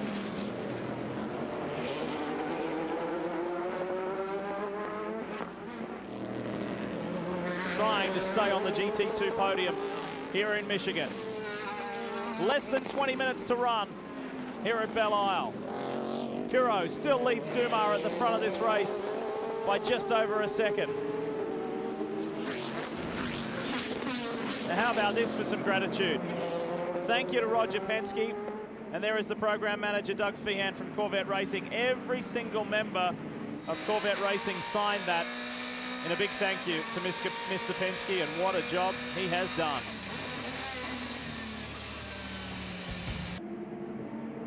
Welcome back. You join us for the closing stages of the Detroit SportsCar Challenge presented by Bosch. It's round 10 of the American Le Mans Series. Audi over Porsche at the moment, 1 and 2. It's Manuel Pirot over Romain Dumas. And not only is there a great fight here for the overall lead of this motor race, the scrap continues in GT2 and a penalty in GT2. We saw Peter Dumbreck contact Jim Taffel and knock him out of the way, and he is serving a drive-through stop-go. Yeah, that didn't go unnoticed. He hit Taffel and spun him in turn 3. Now he's come in and made his stop and go. We'll take a look at the incident that happened earlier. That's Jim Taffel right in front of Peter. This is the brake zone up into turn 3. Not clearly alongside, and he hits him in the quarter panel, and around he goes. Actually hit him right on the tire.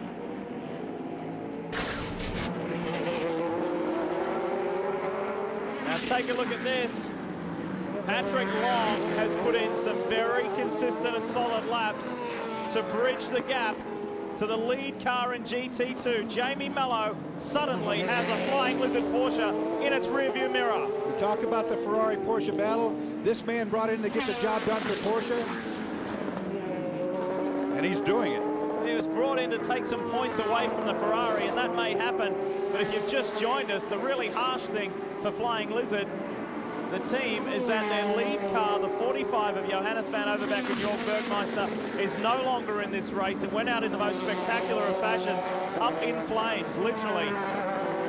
Lead Drivers' Championships are great, but you well know this is about Manufacturers' Championships right now. That's exactly why Patrick Long was brought in, and he needs to be there because we saw the problems early for Robin Liddell and Johannes van Overbeek that eventually led to that fire on the 45 car. Both of those cars were in it for championship points for Porsche. They were both knocked out, so it's good news for Porsche that they brought Patrick Long in, because when that incident happened between the 71 and the 45, boys from Porsche down here were not very happy with either one of those drivers right now. They've got one more bullet left in the gun, and that's in the hands of Patrick Long. That's a great point, Brian. I mean, the Manufacturers' Championship is the most important thing. And from two Porsche drivers who knock each other out, that's not going to sit well. This man is a factory Porsche driver, Pat Long. He said in his interview, I'm going to displace every Ferrari I can find. He's found him one.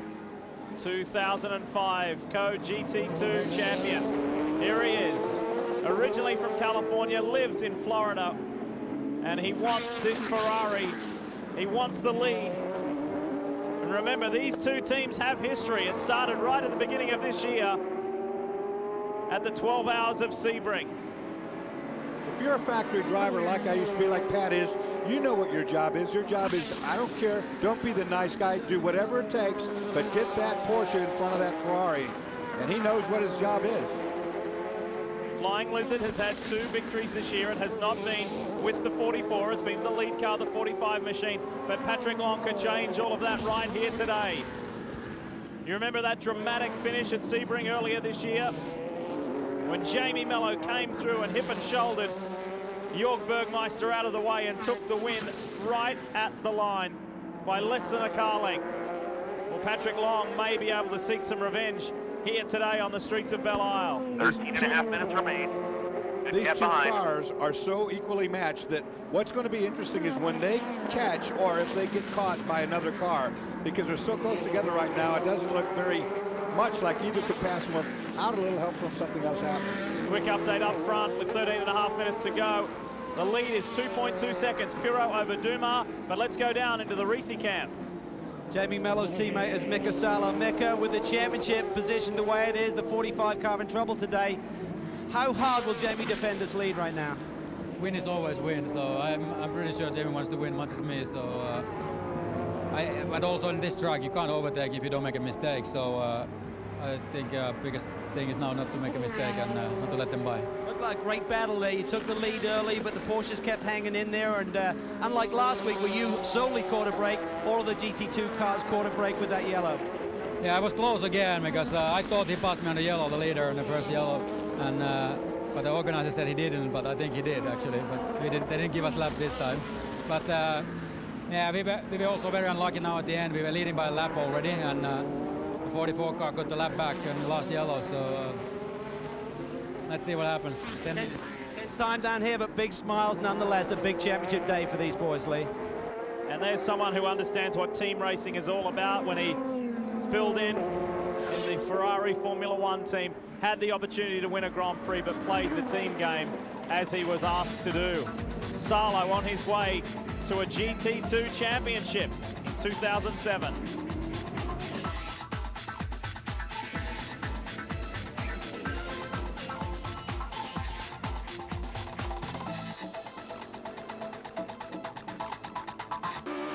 Back at Belle Isle and back with the chase, the race for the lead.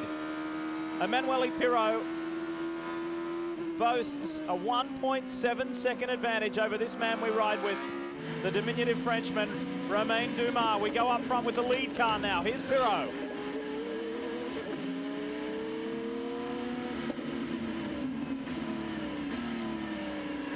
Just a few moments ago, the sister Audi car at the hands of Dindo Capello had a very, very close miss. Check this out. Chris Dyson gets a little out of shape, comes through on the inside. That was a really good car control for Chris. He was out of control for just a moment there, but it worked to his advantage. Gain control again. You don't need that with 10.5 minutes to go. No, I would say not. But sadly for Chris Dyson, he has dropped to 7th position overall after at one stage being 3rd. So Capello is in that top 3 position. Leitzinger is up to 4th. Stefan Johansson is up to 5th. And Adrian Fernandez for Lowe's Fernandez Racing to 6th. Calvin? Well, it's been a long, tough summer for the Audi boys with Marco Werner. We've got about 10 minutes left here.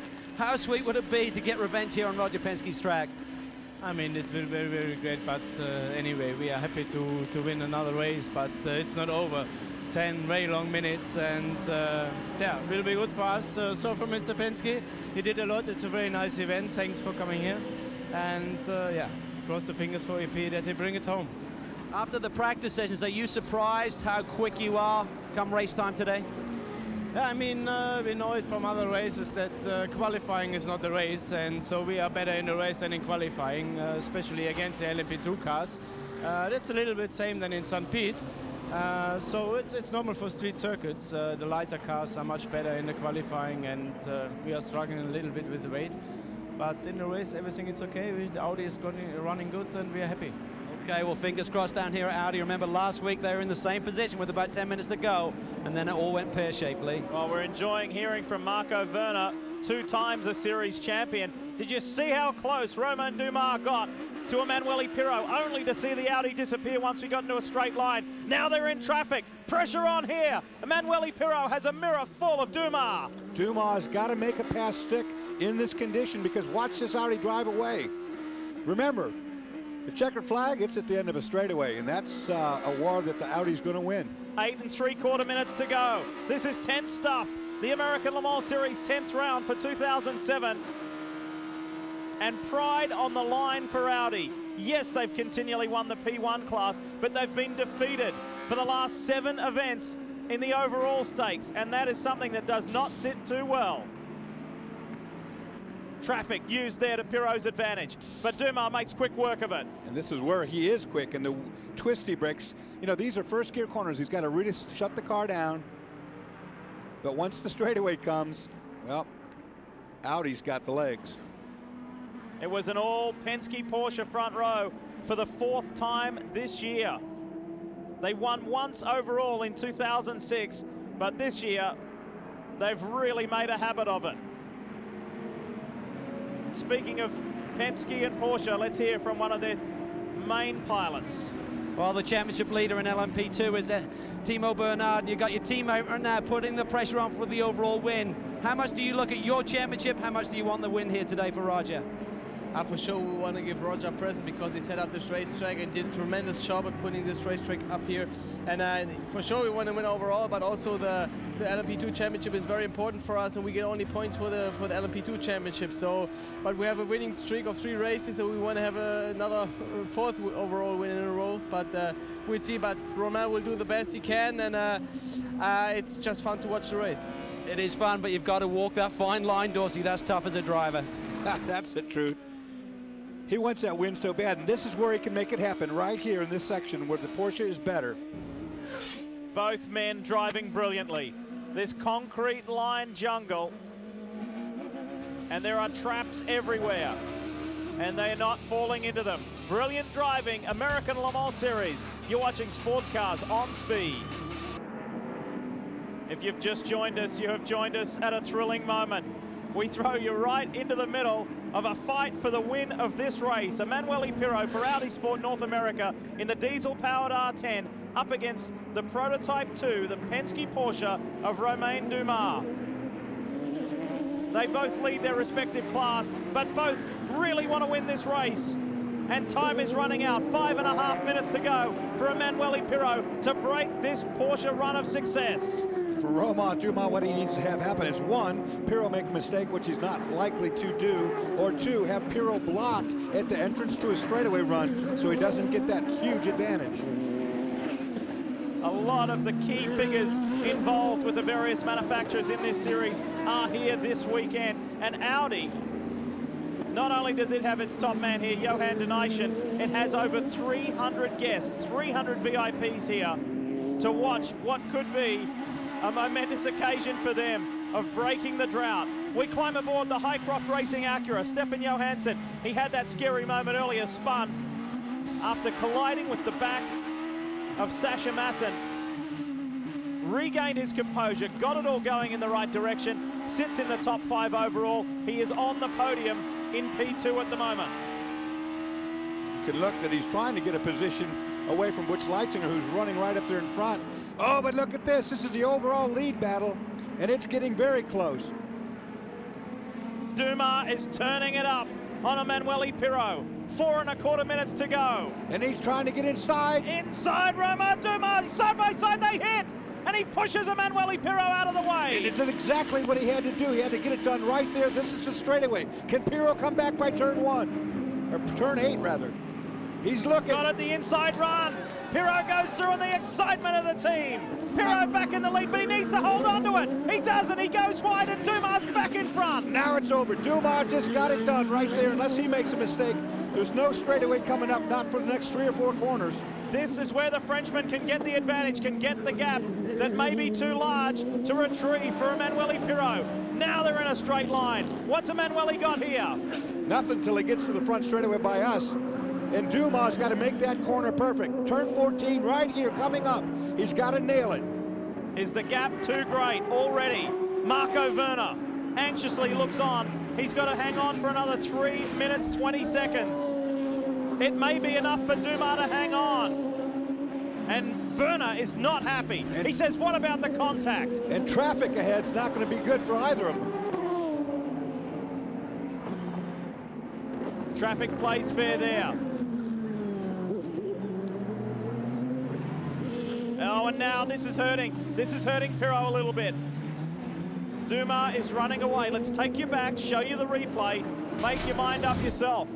Is this fair from Dumas? Up into turn 7, once, twice? Absolutely fair. He was inside, they were side by side. They hit side by side, he muscled by. But look at this, I told you about the power in the straightaway. Look at the Audi power. He didn't block, he tried to. Dumas on probation, thought about throwing a block, didn't do it, but look at this, too much speed, and that was the decisive move. Was that the pivotal moment in this race? Highly likely. 2 1/4 minutes to go, and you ride with Emanuele Pirot. Romain Dumas is running away with this race. That was it. And the Porsche aerial cam from above shows us the lead margin. Boy, listen to that throttle. He's on it now. 1.8 seconds. The advantage to Dumas, to the Penske Porsche. And this will be their 8th victory in a row overall if Dumas can keep it neat and tidy for another 1.5 minutes. Well, he was patient. He thought about it and then made his move. He fully knew what his job was and what he had to do. He had to make that pass somewhere at the end of a straightaway. Take a look at that side-by-side bumping incident again, but I want you to look at the position of the cars. Here they are, pretty much side-by-side. I mean, both drivers are aware the other was there. Pirot won't be happy about it, that's for sure. Well, Werner wasn't all that thrilled either, but that's just racing. That's just good, hard racing. He put his car in a position, he was far enough up alongside Pirot and just muscled him out of the way. And he did it exactly where it had to happen, at the end of the straightaway. 1 lap to go as we get the 1 finger from the starter. Roger Penske looks on. He has put so much time, energy and effort into creating something special for not only the American Le Mans Series, but motor racing in general. Remember, it's a doubleheader weekend. The IndyCar Series race tomorrow, and Mr. Penske has done an amazing job. And this will cap it off, won't it? Pole position, locked out the front row, and in less than 2 miles, Romain Dumas will collect a victory for the DHL Penske team. And there's no way in the world Emanuele Pirot can catch him without some sort of mistake. Romain knows that as well. That was too engaging to leave, so no apologies there, but I will update you that Mello still leads GT2, O'Connell still leads GT1, so you have missed nothing there. And Dumbrick has been able to, despite that stop-go penalty, hang on to his 3rd place due to the advantage he had over Jimmy Bruni. But they're going to do it again, aren't they?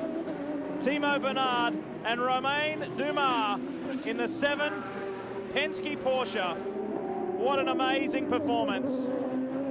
And this is their 6th overall victory in the number 7, but it will be the 8th for the team. And they do it. Penske does it. In Detroit, Romain Dumas and Timo Bernhard victorious again. The Audi drought continues. And some delighted Penske team members. For Jeff Swartout, the team manager, Roger Penske, Tim Sidrick, and John Ericsson, all the team will be delighted with that. The GT2 scrap has been wonderful today. And the Ferrari 430 of Mika Salo and Jamie Mello, they extend their championship lead over the 45 Flying Lizard car. And the 3, well, Calvin joked earlier for Johnny O'Connell and Jan Magnussen about 1 in a row. Well, now it will be 2 in a row. And they for the boys from Corvette Racing. They caught a break and got a lap up on the 4 car because of the passing by the overall leader. So still it's a win. Good for those guys. 7th win for Giuseppe Risi, 3rd in a row, and that makes 8 for Penske. How about that?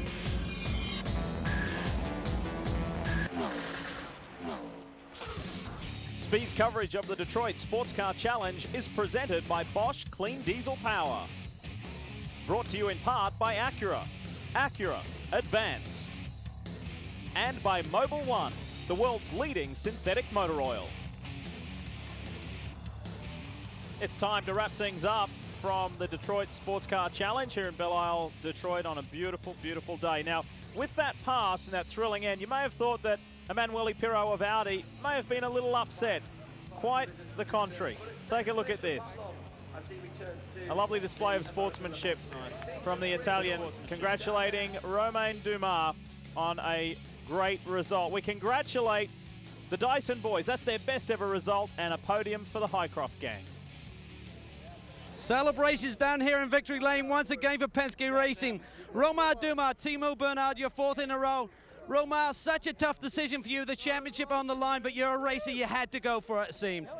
Yeah, we have to race. I mean, you know, to win overall is all the time when you're a driver and follow like this, a car slower than you. It was very difficult. Normally, cannot pass. I take so much risk. I said, this time is the time to go. And it worked well, and after, suddenly I saw one figure. I said, is it already finished? And it was finished, so it's an amazing race. Really is, for me, the best one inside. Was very funny. Superb job, mate. Well done. Thank you very much. Thank you. Delighted, as you can imagine, and they extend their championship lead in the P2 class from 22 points coming into today's round. They extend it to 37. And Andy Wallace and Butch Leitzinger move into that 3rd place with a fine 2nd place in today's race. It's time to talk P1. The race results right there. Let's hear from our winners. A celebration at Audi Sport North America as well, but just not quite as vocal as that at Penske. Emanuele, tremendous race, your 3rd victory of the season. Unfortunately, it wasn't overall, but the battle to the end was fantastic. Yeah, I really enjoyed it. Unfortunately, it finished not the way I wanted, but my car was very good until I didn't collect pickup on the tires, and then it was a real nightmare to keep him behind, and he tried everything.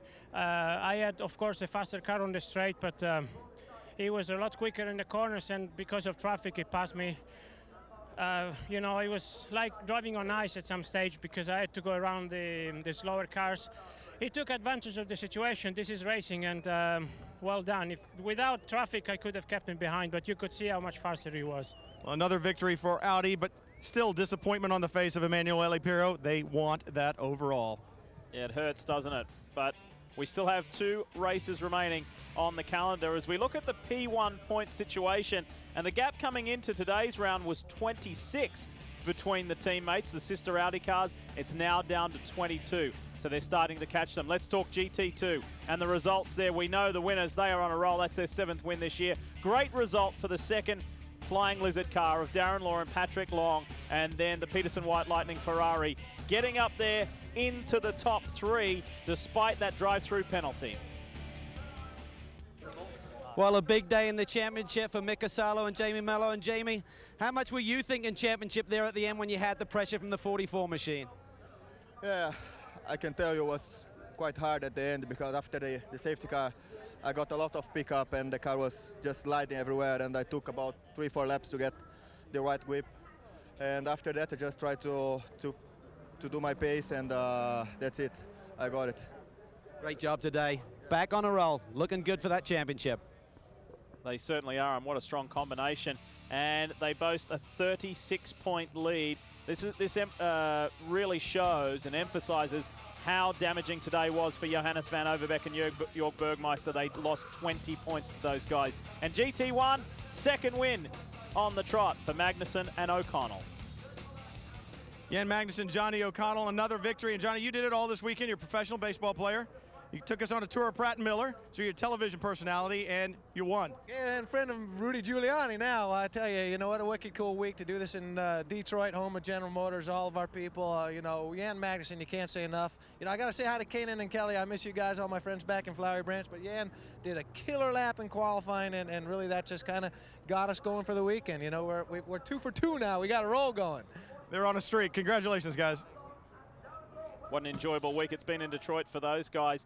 Just reminding you that it is 5 weeks. October 6th, we have Petit Le Mans coming up. That's the next stop on the American Le Mans Series schedule. And reminding you that coming up next, right here on Speed, it is Nopi Tuna Vision. And we will remember the finish of this one. American Le Mans Series debut on the streets of Detroit was certainly a good one. Glad you could be with us. We'll see you at Petit in 5 weeks' time.